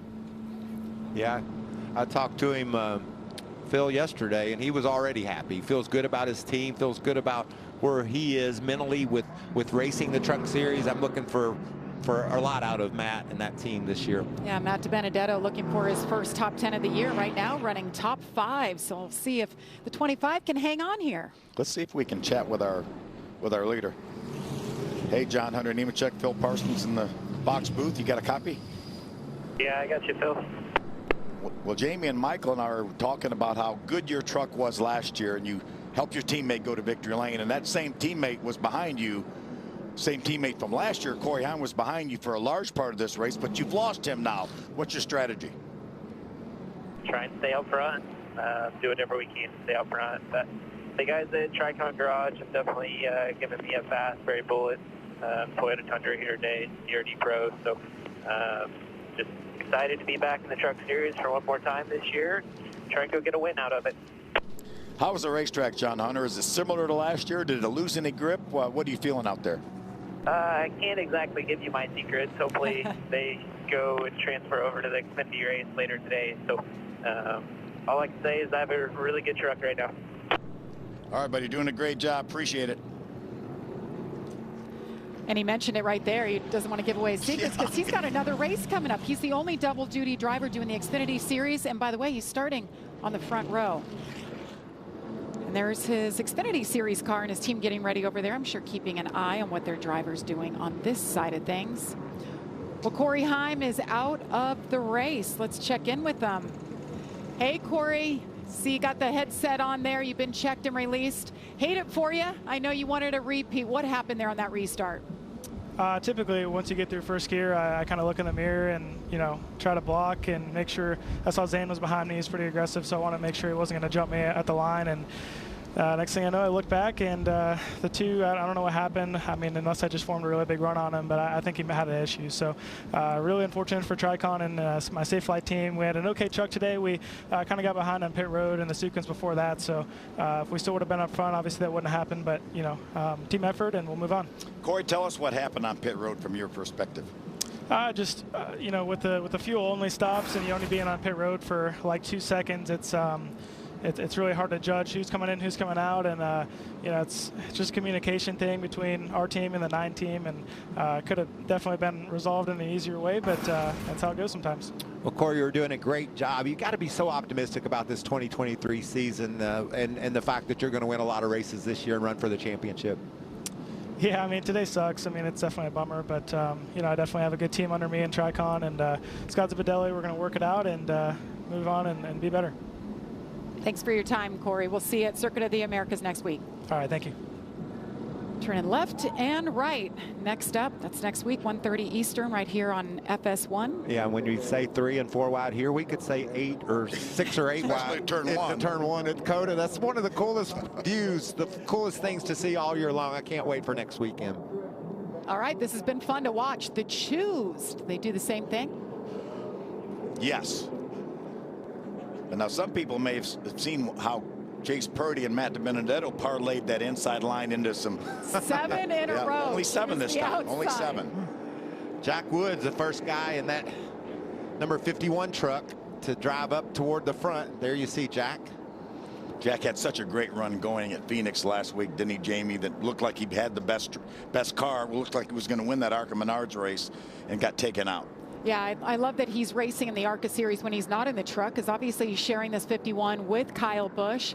And I would imagine there's some pressure. You jump back in this truck that goes to victory lane with your boss man, so you want to prove yourself. And here, he's got a shot here today shown in the 8th spot. Now he's in the front row. So. Now he's on the front row. Yeah, that was the last time they gamble. came by. Exactly. Yep. Remember now that Ford truck is his teammate. Chase Purdy is a teammate to Jack Woods, so maybe you think Chase might let him in if he needs to get in. I don't like those games, Phil. We've seen them not work so well. It didn't work in the Daytona 500 when they tried to pull the old switcheroo or whatever Joey Logano calls it, the dipsy doodle. KBM won 4 of the last 6 here. Purdy and Wood. You see they're in the top 10. Mm-hmm. Perhaps they can get win number 100 for Kyle Busch Motorsports. Win number 100. It's That's amazing. Fans on their feet. Pace truck on pit road. We're going racing again. It's all about John Hunter Nemechek on the outside in the 17. Good push from the 4. Chase Purdy. They fan out 3 wide. And there was no thought of Chase Purdy letting Jack in, pulling the old switcheroo. That wasn't going down, but what a nice run off turn 2 for Jack. Just needs a little bit of push. And that's Zane Smith. We know how aggressive he is. Corey Hobbs said it. They better make it work on the bottom. There's nowhere to get in on the top, Michael. A lot more trucks on the bottom this time. Ty Majeski third in line on the bottom if they can just get together.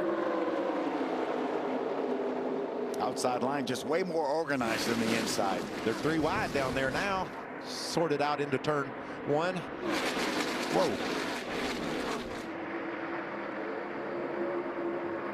Is that Majeski in the middle for a moment? Yeah, you don't want that.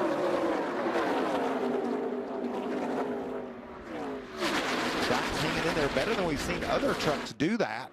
He just needs some more pushers. We know he has a strong truck. That truck qualified in the top 3 at Daytona earlier this year. A little bit of speedy drive they kick up when they go down into turn 1 gets my attention, I'll tell you that. See that smoke looking. He has one of the best in the series behind him at 38 of Zane. Looks like a push out of line there. Smoke, there's some damage right there. That's Dean Thompson, the 5 truck with some smoke from the right front, and he's into the outside wall. There, keep it up there, keep it up there, keep it up there, that keep right it up front there, tire. caution's out.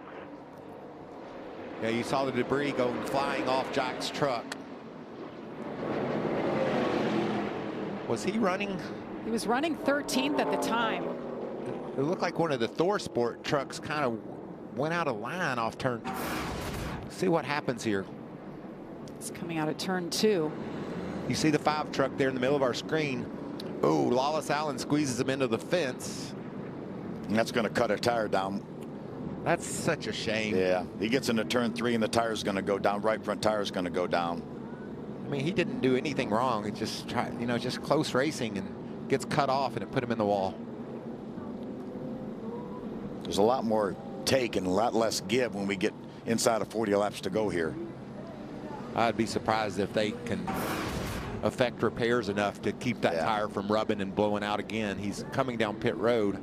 A lot of damage to that truck.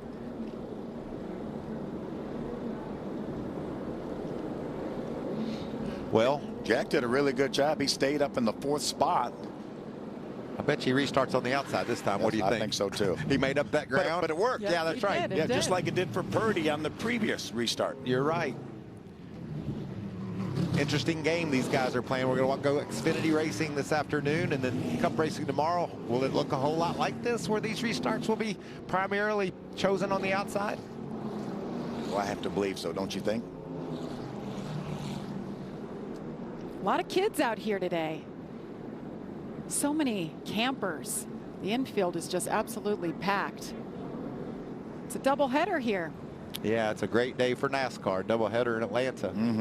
Put on that hoodie and that jacket, get bundled up, a little chilly. It's a good time to be Zane Smith, isn't it? It is. Started off strong last year. Look at the back of his truck, and he's still up there.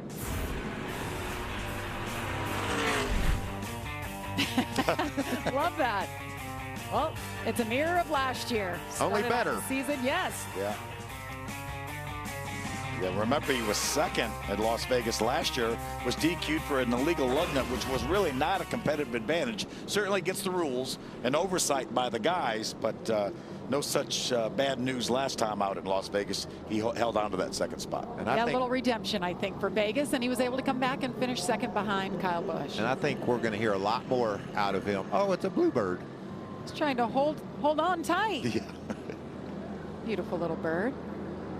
Bird's waiting for the finish here. This is interesting. You can see a couple of patches or some tar that's been put on the track. That shows you this track was so dark here a year ago, and just one summer has just drawn some of the grip out of this road, and I think that's why racing is going to be so interesting throughout the whole weekend. Well, that's why I tried to ask John Hunter how the track compared to last year. And not too well. He told me he knew what he was talking about. He had tricks, and he was going to use them on the Xfinity car. What a cool day to see the family all out here in the stands watching the racing. John Hunter Nemechek, he is all in. He works so hard at his craft on physical fitness, on what he needs to do behind the wheel. He's done a really nice job in this 17 truck, who, by the way, he's been filling in for Taylor Gray. Taylor, because he's 17, will turn 18 on race day at COTA. So Taylor Gray will be in the 17 truck from here on out. So that'd be pretty cool if John Hunter can get the win here today and fire that team up. Already a winner in the Xfinity Series this year. You know, if I'm Taylor Gray, I'm happy. Yeah, this is the kind of truck I've got. Wait till I get behind the wheel. Talented young racers.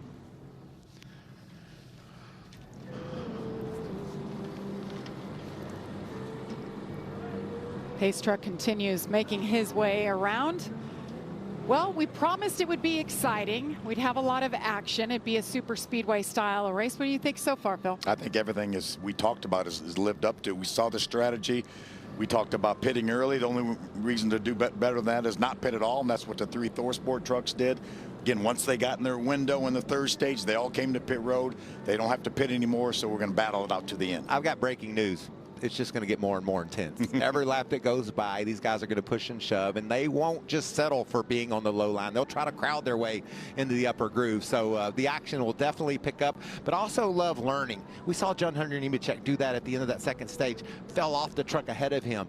People take note of that, especially the spotters, and say, okay, that's what you're going to have to do if we're going to make these moves. Do they wait till the last lap on the turn 3 to do it, or do they do it with a couple of laps to go? That's the question. Absolutely. You know, all those drivers who are coming up next for the Xfinity Series are watching. The Cup Series drivers are watching as the choose. I think that's really been paramount today. Yeah, it's very important, especially with what we're seeing in the trucks. It'd be different with the aero packages of the other cars, but it'd still be really interesting to see if it plays out where the top is such an advantage. And I like the fact that the bottom of the last 2 restarts has worked for the guys that chose the bottom. They moved way up from like 8th or 9th, and the bottom worked because they got a quick caution. All right, Chase Purdy, we've talked a lot about him. Let's hear what they're thinking. Listen, if he drags a little brake, then we got to make sure we don't push him out too far. So keep working on that. You know, wide open right there. And it's his job to keep it backed up to me because he knows he's going to break away. See what I'm saying? I agree, but they're not going to pass him. I get it. There's insurance for him, but not for me. But keep up what you did right there on the restart and all that. Phenomenal. Phenomenal. That's what you want to hear. Hey, phenomenal. Just do it again. For 35 more laps. Jamie? I want to talk about the number 51, Jack Wood. Right now, that chassis is the same truck that's won here the last 2 years. Jack's been able to stay inside of the top 5 with it so far. We have 35 laps to go planned until the checkered right now. It's part of a 13-race schedule for him. We will see Kyle Busch back behind the wheel of this number 51 next week at COTA. And, you know, for Jack, he was talking about how on that last restart, he didn't feel like he did a great job. He said that he just got a little too out of it, so he's going to do a better job of it this time. It worked for him, though, because he did have a good push from Zane Smith in the number 38 that was behind him. But he's taking these opportunities, learning all of the lessons that he can, and just staying in constant communication with his team. It's been interesting. Amanda? Jamie, I'm sure you know that every driver has their own little routines pre-race, and when I caught up with Ben Rhodes, he was eating 2 massive steaks to get ready for race day. But in describing the Atlanta experience, he said that it is absolutely hectic out there, extremely turbulent when you're in the momentum. He said that it's almost like Vegas in cold weather with a touch of Daytona. But as you guys in the booth were talking about the decision to go to the bottom, he was having this conversation with his crew chief who relayed back, you're going to need someone aggressive there behind you to make it work. And Ben simply said, do we have a crystal ball? Mr. Personality, Ben Rhodes. He is so much fun. Louisville, Kentucky's Ben Rhodes. Best championship winning speech I've seen ever. No doubt. Kids having a good time.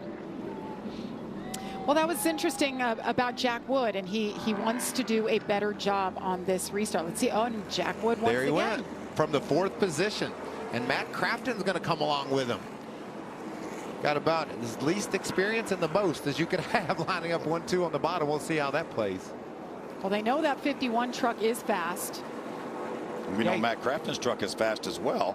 So if we hook up, we'll be faster. Bailey Curry rolls up into the 3rd position on the inside. There's Stuart Friesen. He's trying to get back up into the top 10. Remember, he was involved in that issue on pit road that Corey Heim essentially ruined his day. keep it right here. Race day coming up right after us, and right after that, the NASCAR Xfinity Series roars to life right here at Atlanta. Each driver faces high speeds, full throttle action, as you've been seeing already in the Truck Series. That's coming up next on FS1. So one guy has a chance for double victories. We'll see if John Hunter Nemechek can pull it off. It's already gone to victory lane once this year in the Xfinity Series. But if he wins, he's got to speed up this victory lane celebration. You got to jump in your car and get back to work. So just say, mail me the trophy. I'm going to go get another one. Or just hold on to it till after the Xfinity race. That's right. I'll come in. I'll answer all your questions. Talked about Stuart Friesen making some decisions to get up on that lower line to gain some track position. Haley Deegan's been running still inside the top 20. She's having a good run. Raja Caruth also charging. There you can see Haley came right up behind Stewart, and that puts her in the top 10. There's Raja. Wendell Scott Foundation truck. Here we go. John Hunter Nemechek, the outside of 51, wanted to try to work on that restart. He had a good pusher. The 88, Matt Crafton. Matt needed some help from behind. Those trucks are hooked up on the outside. Chase Purdy really pushing John Hunter. Boy, Chase Purdy really did a nice job through 1 and 2 to give them that gap that they have over that inside line. And there just wasn't any formation on the bottom line. Matt Crafton wasn't on the back of Jack Wood. He didn't get any help from behind either. But now they're seeming to rally a bit. Yeah, they need to get formed up and get in line as many trucks as they can. A lot of times how you really make the lower line go is if you're 4, Chase Purdy right now, you dive to the bottom, you can see him coming, you get down there and use that momentum. He doesn't do that. It looked like Matt Crafton was going to try to go through the middle, and that would have hung Jack Wood out. John Hunter Nemechek now has led the most laps in today's race, 38 and counting. They're gaining on it, guys. They're gaining on it. Jack Wood might have the fastest truck in Atlanta. That's impressive. He just needs that outside line. Just needs that push from Crafton to get there. And there it is. Side by side. Oof. What is Matt Crafton in the 88 doing? He's poking around, moving that nose around. I think side drafting a bit, trying to slow the outside lane down. Trying to draw them back a little bit. I can't see him going up the middle, but that truck of the 51, that's a strong horse. Watch the momentum that Matt gets here. He was about 3 truck lengths behind coming off turn 4, right on the back bumper of the 51 going in turn 1. We only have to do this about 30 more times, Phil. Yeah. Can your heart handle it? I don't think so. I don't think I can hold my breath that long. Tyler Ankrum there in the 16 on the outside. Hanging tough. And Matt DiBenedetto, who we talked about. He's strong. He's got a lot of experience. Now, you know, it looks like the bottom line's really falling apart. Matt Crafton got stuck there in the middle. Be interesting to see if say Jack Woodward, instead of pulling out to that big gap, Phil, if he tried to get on the front, on the back bumper, get somebody to his back bumper. 4 wide. Matt Crafton continues to go backwards. They were 4 wide. He's not getting any friends. No partners want to work with him. See, Friesen got by him in the blue and white 52. Matt got to the outside line, but I think that truck's off the pace for some reason.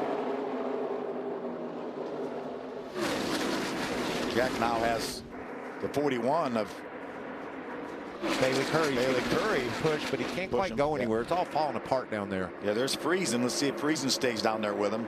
There's just nowhere to go on the outside line. If I'm on the outside, I'm looking at that 51 truck. I want to get in front of him.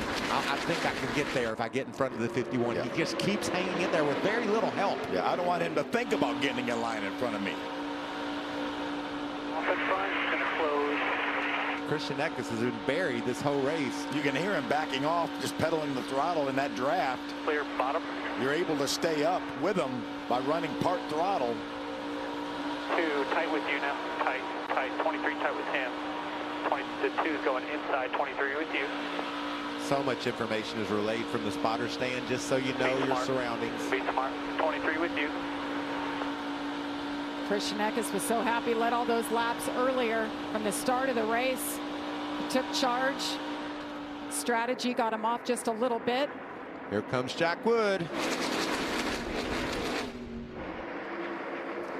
A little more organized once again. 4 trucks in a row. Jack's really done a nice job of staying in proximity to the leader.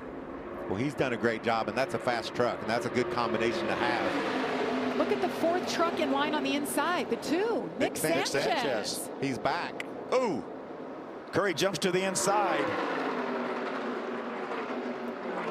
He might have got a shove from Friesen, and that's why he went to the inside, just try to maintain control of that truck. Yeah, I can't imagine bailing on him. See if we can see what happens here. See if the 52 of Friesen looks like he did get into the back of Bailey Curry. That's why Bailey went to the inside. He was not trying to make a pass on Jack Wood. I wouldn't pass Jack Wood right now. He's the glue that's holding that bottom lane together in my eyes. Yeah, I'm not sure anybody has a strong enough truck to pull that inside line like Jack is. We haven't seen anyone do it all day. Got a couple more takers down there. Nick Sanchez, as you mentioned, Jamie, and now Christian Eckes. The Napa truck is going to join that inside line. I'm impressed with the two. They had issues on pit road. They had damage with the Corey Heim incident. They were able to patch that truck back up, and now he's up there. He's not out of this yet. Battle for the lead. Side by side they go. The 51, Jack Wood, there it is. Been trying since the restart to get this lead, and he takes it. And he's bringing Bailey Curry with him. Stuart Friesen. Watch Nemechek pull over to side draft on Bailey Curry to pull him back, but Friesen's going to try to push him forward. Oh, man, this is intense. Oh, Stewart slides up the hill. That opens up the bottom. Is Sanchez going to take that spot? He is. Look at that fan. Yeah. Loves what she's seeing. She's a Friesen fan. She likes it. Well, he's stuck in the middle right now. He doesn't want to be there. Yeah, he's in a bind. Stuart Friesen has made a third line down. Oh, trouble. Smoker. The 51, Jack Wood, goes around. Grant Enfinger. What in the world? Was it a push-on bat or something? 17 gets behind you, spins you out. Well, you mentioned Bailey Curry was going with them. John Hunter Nemechek is what the radio said. John Hunter Nemechek said got into the back of him, is what we overheard on the radio. Well, luckily there was no damage. Just got a flat tire. Grant Enfinger went with him. Grant has a flat left front tire, at least left front only. Yeah, it doesn't look like the rear's too good either. See if we can see what happens. John Hunter. Push gone wrong is what that is. Got over on the left side of the bumper. Oh. Great job by Christian Eckes, slipping by there. Just cat-like reflexes, making those moves at 180 miles an hour. Well done by Eckes and by Jack Wood. Absolutely. And John Hunter's excuse will be he's inexperienced. He didn't handle the push well. But sometimes the grisliest of veterans can't handle a push that comes off that left rear. The left rear is a very, very sensitive area for a push. Get a bird's eye view of it here. Christian's going to have an eyeful right here. Jack just spins out in front of him. Oh, wow. That was amazing. Let's look at the hands. Oh, gosh. It's the driver's eye that we saw on board now, riding along with them. Uh-oh, here we go. Just that quick, and he was by. Look at him shaking his head. He said, I can't believe I missed him. Now, this is where it seemingly went wrong. Gets down to the left, lower side, left side. Yeah, about a third of the way over, it looked like. And that's just a dangerous area. And it doesn't take just a nudge. All it was a nudge, but that was enough to get Jack turned around. How did they all save it? I'm just telling you, that's impressive. And we can regroup. There's our Friesen fan. Is she talking smack, or is she saying go Friesen? I think she was mad her man was falling back a little bit. Caution saved Stuart Friesen. He's being shown now in the 7th spot. I think it would have got much worse if we'd have run another lap or two. Does anyone pit here? I mean, obviously the ones in the accident, but if you're Stuart Friesen and you already slid up the middle, does that mean your truck's not handling well enough? Does he come and get some tires maybe? Well, I'd hate to give up that track position. Jack Wood goes around from the lead. John Hunter Nemechek, once again, your leader.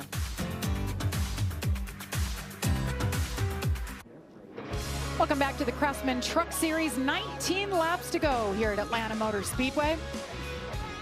8 cautions. that last one. That was a doozy.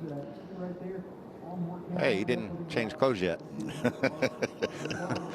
I told you the infield, it's strong. A lot of campers. There was a lot of parties last night. You don't think he was in one of them, do you? One of the parties? I believe so. Jake Garcia is 2 down. You saw the 35 truck going around the top. He's going to get the free pass, get him back to 1 lap behind, and said he had a problem with his suspension and worked on that. We'll see if there's going to be another caution. Phil, you want to bet? I would think there would be. Yeah. Maybe that'll give him a chance to be back. Hopefully on the not, lead lap. But temperature's gone up a few degrees since the start of the race, about 53 degrees, but the wind chill, the wind's still blowing. I'd say it feels about lower 40s right now. What's Chase Purdy thinking inside that Ford truck?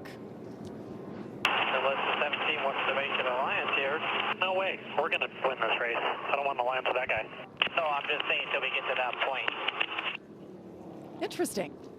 That guy? If I'm Chase Purdy, I would stick with that guy till we get down towards the end of the race. Well, there's no reason not to. That, absolutely. You know, they're just during the outside line. It's right. Working well. I mean, even when Jack Wood got in front of him, it was only one truck that got in front of him. Then Nemechek was obviously right behind him. Chase right behind Nemechek again. You just got to give it up for Bailey Curry in the 3rd position, driving for Al Neese, Neese Motorsports. Done a great job. There he is, right there. Texas driver. Well, we talked about Matt Benedetto running top 5. Jamie, what are they saying?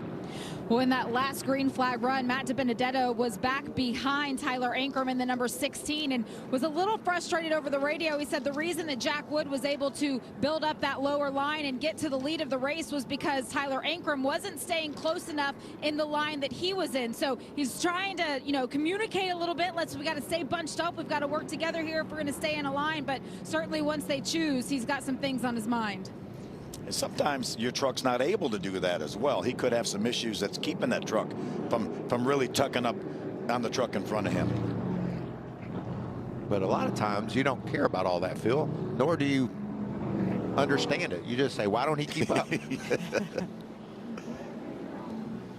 just really impressed with the 2 truck that they were able to fix them up enough. Yeah. Back in the top 10. Still has a shot at it here with 17 laps to go. Yeah, we talked about the damage that really took Corey Heim out of the race, and not that much damage to Sanchez's truck, and the 38 of Zane Smith looks the same way as the back of the 2 of Sanchez. A little bit different style racing next week. Racing. Oh, it's so Circuit fun. of the Americas. That's what an a great event. facility. What a great facility, too. It's more than just a race. It's an event. It's one of those places where you want to go check out the racetrack, see all the fun things that are happening downtown. And by the way, 3 wide passes for the lead on the last lap. And oh, by the way, that was video of that, too. And breaking news, Kevin Harvick will be in the booth with us at Circuit of the Americas. So looking forward to that.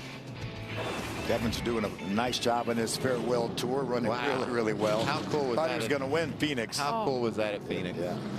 I think everybody there was pulling for him. There's the 4.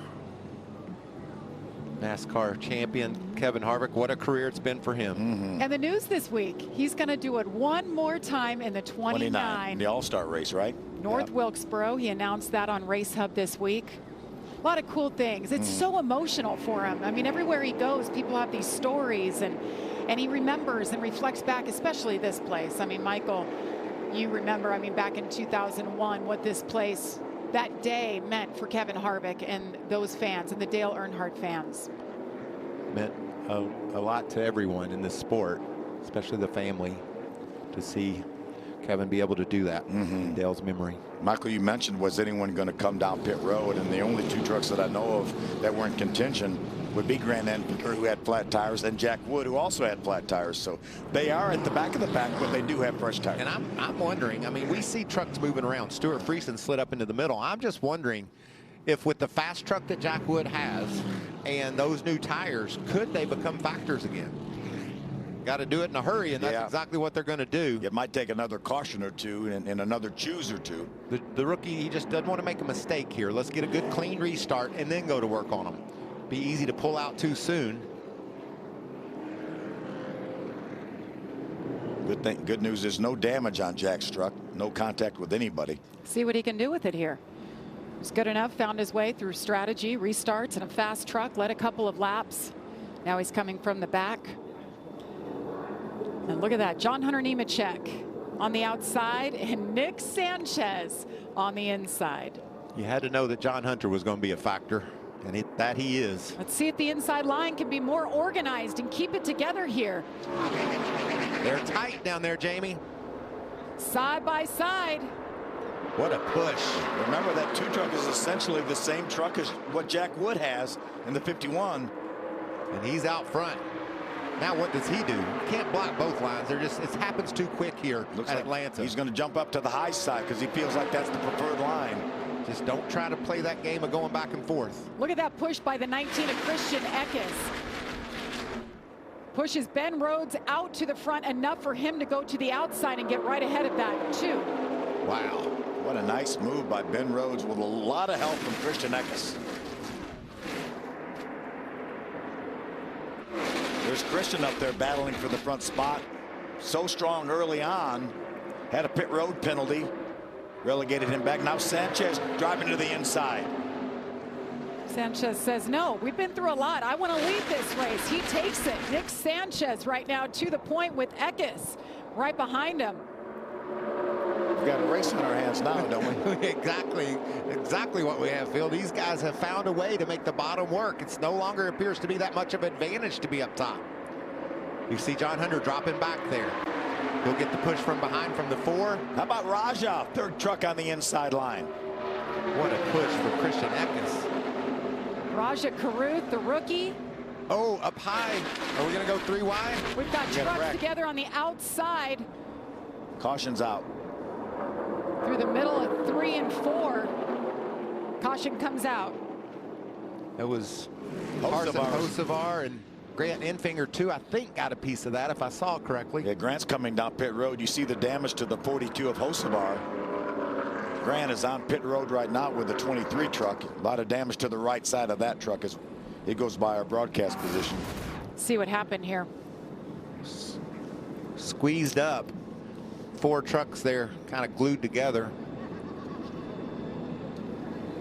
Carson was running in 13th position and it just went wrong back there. It looked like, you know, I said trucks slipping around, sliding up. That looked like maybe what happened there. He got slid into. That's the 45 of Lawless Allen. Matt Crafton, did he avoid damage? It looks like he did.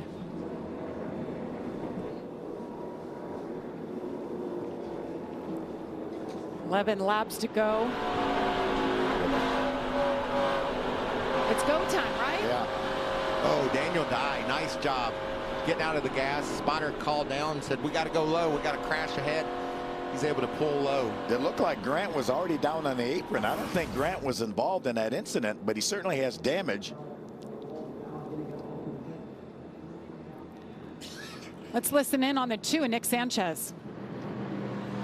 Gotta listen, man. Gotta be sooner and quicker, all right? I got you there. My bad. I say down 1 or up when you pull on that thing. ASAP. No wait. Don't hesitate. I'm not gonna wreck you. Just do what I tell you when I tell you to do it. Copy. Gotcha. That's Derek Nealon, spotter. Derek Nealon is very confident about his job. He understands every move that's being made on these big tracks. Watching from the spotter stand and making those quick calls. Yeah, he spots for Kyle Busch now this year in the Cup Series. There's their view from above. The spotter stand, a chilly place to be. A lot of action going on. Who wins it? Will it be Nick Sanchez?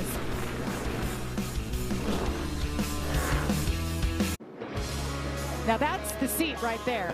Chilling, feet up, watching all this racing action, having a good old time. We welcome you back to Atlanta, under caution now for the 9th time.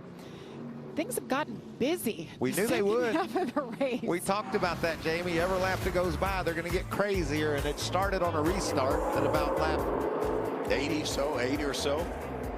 you can see Nick Sanchez looked like his day's in jeopardy. Now where is he? His truck just stalled on the racetrack on the restart. Corey Heim with nowhere to go ran into the back of him.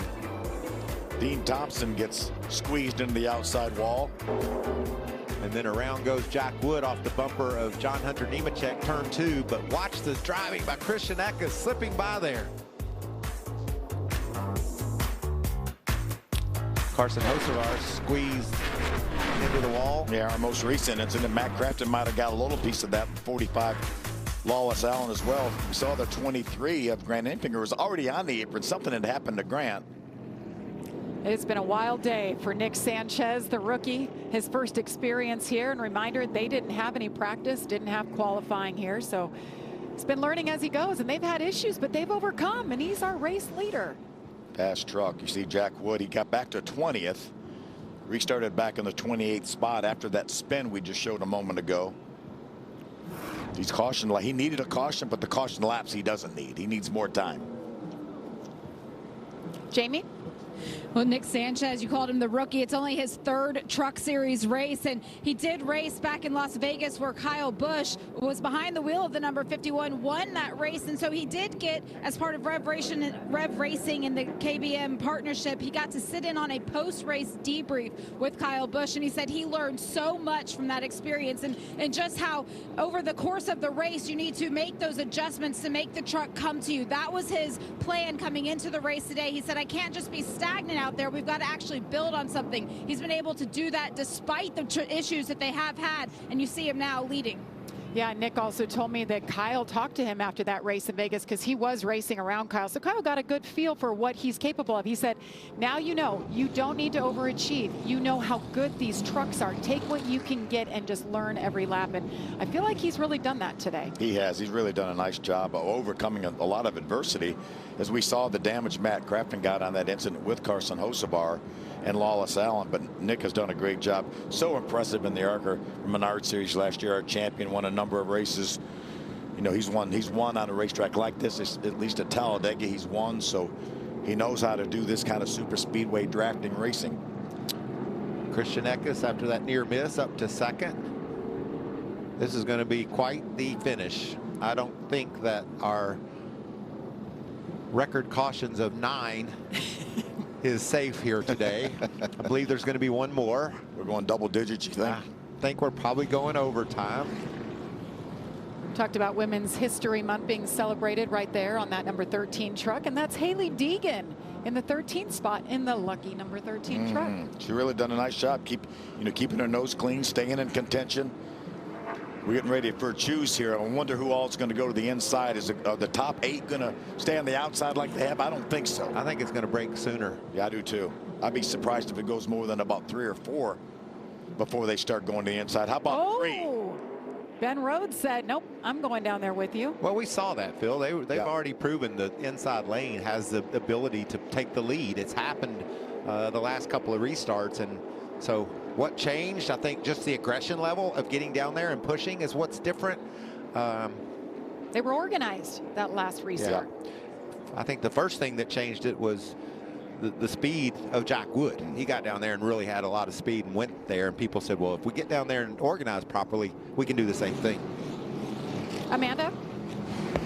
Well, I was listening to the conversation between Ben Rhodes and his team about what line to take, and he said, hey, we got to take this front row if we can get it. The only kind of concern there was who was going to jump behind him, and the concern was the 24 of Rajah Caruth, who did end up behind him there. They were worried about the inexperience of the rookie, but when I talked to the rookie earlier today heading into race day, he said, I don't like being called a rookie. I feel like I'm ready for this opportunity. I'm working with Chris Lambert, who works with Denny Hamlin, and he's hoping to apply core issues here to the race today. But Rajah Caruth, originally born in Atlanta, has a ton of family here on hand watching him right here on the 2nd row. Yes, he does. What a great experience for that family to be here and be in a position to watch him battle for this win here late. What he may lack in experience, he makes up in effort. He's really a student of the sport. He really is. So many friends and family here to watch him, and now on the 2nd row on this restart. If you don't want a rookie pushing you, don't be in the Truck Series. There's a lot of them. There are. Here we go. Look at the big push. Did Ben Rhodes? Ben got a great start. He did. We're hoping he didn't go too soon. Is it too great? Look at all the pushing going on now. Oh, man, this is crazy. 3 wide already. Raja's going to go in the middle. That may not work for him. Nick Sanchez, Christian Eckes.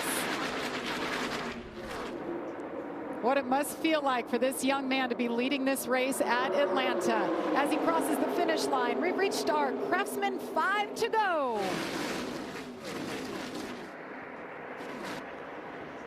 Ben Rhodes trying to bring that bottom line up there. Oh!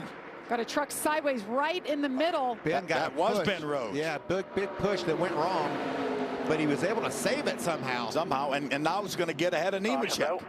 Caution's out.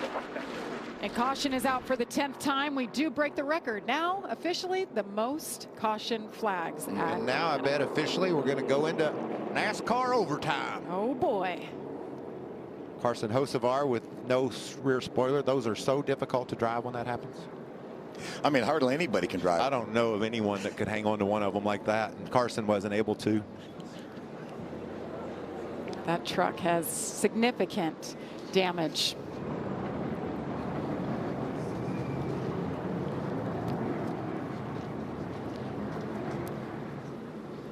So Nick Sanchez, our leader, Christian Eckes. I mean, this is going to be interesting. Do we get a rookie to win this race? We've seen the veterans running up front today as well. I tell you, I've not seen anything out of Nick Sanchez that tells me that he can't do this. That's exactly right. And the big break, the move that Christian Eckes makes. Imagine if he could win in the Napa truck in Atlanta. What a big deal that would be, first of all. But secondly, he looks back at his moment when he saw everything go bad right in his front windshield. Can he overcome all that and get this victory? It's going to be a great finish. This drafting style racing, I mean, look at the trucks that are running up front. I don't know if there's any clean trucks up there. Everybody's had their issues today, just like you see at Talladega and Daytona. Have we heard the last of Jack Wood? We know how fast that truck is. He's got another caution. Can he get into position to get the victory? Yeah, well, our leader right now for Rev Racing, of course, they have that alliance with Kyle Busch Motorsports. I'm sure Kyle's watching somewhere, excited at what he's seen so far. He may be on the radio trying to help, too. Joey Logano's made it to the booth. He's going to call the Xfinity race. What's that thing called, Joey? The Okie Dokie? Ah, I got it. That's right. That's when they switch on the restarts. And we didn't see it today, but we might see it in the Xfinity race coming up. We've seen some okie dokies. And by the way, Mr. Joey Logano on the pole for Sunday. So on the pole tomorrow, but he'll be in the booth right after this race. From the racetrack to the booth, everything that's happening in Atlanta, Joey and those guys will have their hands all over it. Joey Andy Logano tries to politely crouch out of the way. I see Adam Alexander, and it looks like, is it Daniel Suarez back there with Adam? Danny, mi amigo. Our amigo. That's backstage all access right there. That's right. When you turn on FS1 for the truck races, just don't know what you never know what you're going to see. Adam Alexander's time might be tied by the time they get to these seats. Stat guys, Russell, Jimmy, they're thinking, what happened to our camera time? These guys keep us honest. A lot of moving parts on a day like today where you have the Cup Series qualifying, and then we went straight into the truck race, and then you got the Xfinity race coming up. Long hours for our cameramen and all the women working out there today, so thank you so much. What a great job they do, too. How about Rich Gross? His first Truck Series race as a producer. It's been fun working with Rich. Yeah. I want to say hello to our regular producer, Mark Smith, that due to a family issue is not here. Say hello to him. We miss him. He'll be back next week. I see a lot of cloud cover all of a sudden. We are officially going to NASCAR overtime. There it is right there, 2-lap shootout. There's the choose. No, I don't think so. Not choosing? No, they're not choosing. No. I saw some go to the inside, some to the outside. I thought they were choosing. They're practicing, Phil. Practicing choosing. You got to make sure you're on your game. Yeah. I saw this light still on the safety truck, so I said, well, they're not choosing. And then one went to the inside, one went to the outside. More time for this young man right here to think about what he needs to do here. And we know he's going to choose first. And we know he'll choose the outside, correct? And then Christian Eckes, who's been so strong, has overcome a penalty. Look at that pitted windshield he has to try to look through. That's exactly what it feels like when you're behind the wheel of one of these trucks. Ben Rhodes, the last win for him came on dirt. last year, so it's been a while for him. New crew chief this year. Our champion from 2021. John Hunter Nemechek in the 17 truck. Taylor Gray will take that over next week. Chase Purdy having another great run here for KBM. I'm so glad I ran into him yesterday down in the garage. He's like the most energy I felt all day long. And then this is a great story. Everybody knows that this is a talented racer, and this opportunity for Nice Motorsports is a great chance for the Driftwood, Texas driver to take advantage of. San Bernardino, California. Call him the country boy. He lives on a farm in North Carolina now. There's Matty D. Matty D's got bigger arms than any other driver in the field. Here's a Works juice. out a lot. There it is. Look at that. Eckes clearly from the start said, I'm going low. It's split now as opposed to what we had earlier. Yeah, Purdy went low as well. He'll line up third on the inside. Jack Wood had made his way up to the 13th position, restarted 20th, made his way up to 13th.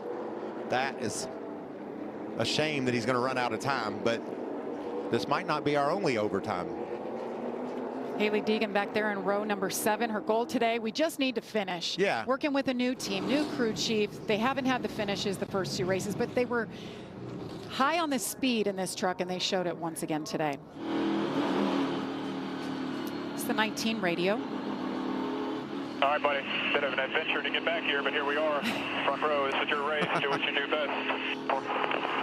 Don't you love that? Yeah. I mean, he was there once. Yeah. It didn't look like he was ever going to get back. And now all he sees is the pace truck ahead of him. But he has that pesky number 2 truck beside him, though. And that pesky 2 truck has fast trucks around him, including John Hunter Nemechek. Ben Rhodes will be a good pusher, too, down on the bottom. Christian Eckes led 32 laps and had one of the best saves, near misses I have seen. And now here he is in contention for the win here today at Atlanta. Let's go. Nick Sanchez, let's see if they can keep it together on the outside. An even launch. Yeah, I thought that was a great start. Everybody trying to make sure they're in position to push. Now if we could just make it 1 lap. On your straight. Just hold a straight wheel here. Hold it straight. That's more hard to do than it sounds. Oh, big Ben push, Rhodes Chase with a Purdy. Big push. John Hunter Nemechek falling off the back of the 2. Clear to the top, and it's not clear to the top. Christian Eckes out of turn 4. There it is. White flag is in the air. Nick Sanchez got a good run on the bottom. He's going to have some help down there, too. That's John Hunter. He knows what he's doing. Side by side they come. Christian Eckes, the 2, and Nick Sanchez. Can he hang on? Here comes Eckes. Watch this run. There it is to the top. Ben Rhodes to the outside, making it 3 wide, coming out of turn 4. Trucks in the wall. Keep digging. Side by side, Nick Sanchez sideways. Christian Eckes wins the race, hangs on to it. What a day. The caution came out. It was waving when they took the checker. Yeah, but it was waving before the trucks got to the finish line. We'll have to see what NASCAR says. A lot of trucks involved in that incident. We're waiting for the official results here. What we know is Christian Eckes took the checkered flag first, but the caution was out, and they were still battling for the lead. We got it. Yes. Did they just get the word from NASCAR? It sounds like they did. Oh, yeah. That's Bill McAnally right there in the black coat. 33 years with Napa. 33 years with Napa. Yeah. You know who that's for. You know who that's for. Yeah. We haven't heard officially. We'd just like to say. We're waiting to get the official word. He thinks it's pretty official, though, Christian Eckes. He's comfortable. He's burning it down, putting on a show. Enjoy the moment, guys. Enjoy it. Christian Eckes comes to a brand new team this year, and it's been a good fit. We still have not gotten the official word from NASCAR. Zane Smith's truck's heavily damaged. And what happens is we saw the caution flag waving when they took the checkered flag. When they decide to push the button to put the caution flag out, there's a timestamp. They'll look at the video and they'll determine who wins by that. Who was leading at that moment. At that exact moment. It's official. Christian Eckes is your winner. Yes. Second career win for that young man. He didn't know anything about that 2 minutes of doubt we had. No, he didn't. He did. And we were just telling you what happened. The caution flag flew as the checker flag was flying, but it was a couple hundred yards from the start, or 100 yards from the start finish line. The 22-year-old from Greenville, New York. See how it happened. Oh, getting pushed was Ankrum from Chase Purdy, and that just sent them up the hill, and they all ran out of space. Yeah, Zane in the 38, Friesen in the 52, all involved. Matt Crafton doing a nice job down off the racetrack, slipping by. And look at that battle up front. There it went. Matt DiBenedetto doing a nice job avoiding that by going by on the inside. That's probably going to result in a top 5 finish for Matt. What about a top 10 for Timmy Hill squeezing through there in the 56 truck? Bailey Curry with a top 5 run. Again, these results are unofficial till NASCAR reviews all the video and all the evidence for when that caution flag came out. Christian Eckes continues to celebrate. We'll hear from him in victory lane. Stay with us.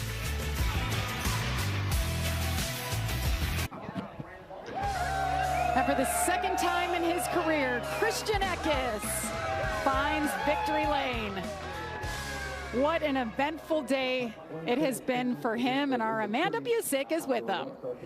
Well, Christian, I heard your team telling you over and over of how proud they are of you. You were fist bumping those fans out there to come back from the speed penalty. What thoughts are flooding your brain right now? There's lots of thoughts for sure. It's been a tough off season, but I'm driving harder than I ever have. I got a lot to prove to the people who know they are. So just really happy. Thanks to Charles and everybody on this team, man. They work so damn hard, and this is what makes it all worth it. And thanks Napa, Chevrolet, everybody. I'm pumped. It's gonna be a really good year.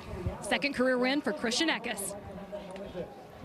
Job well done for Christian Eckes, who led 35 laps today. Some great finishes, career best for some. Haley Deegan brings it back home in 12.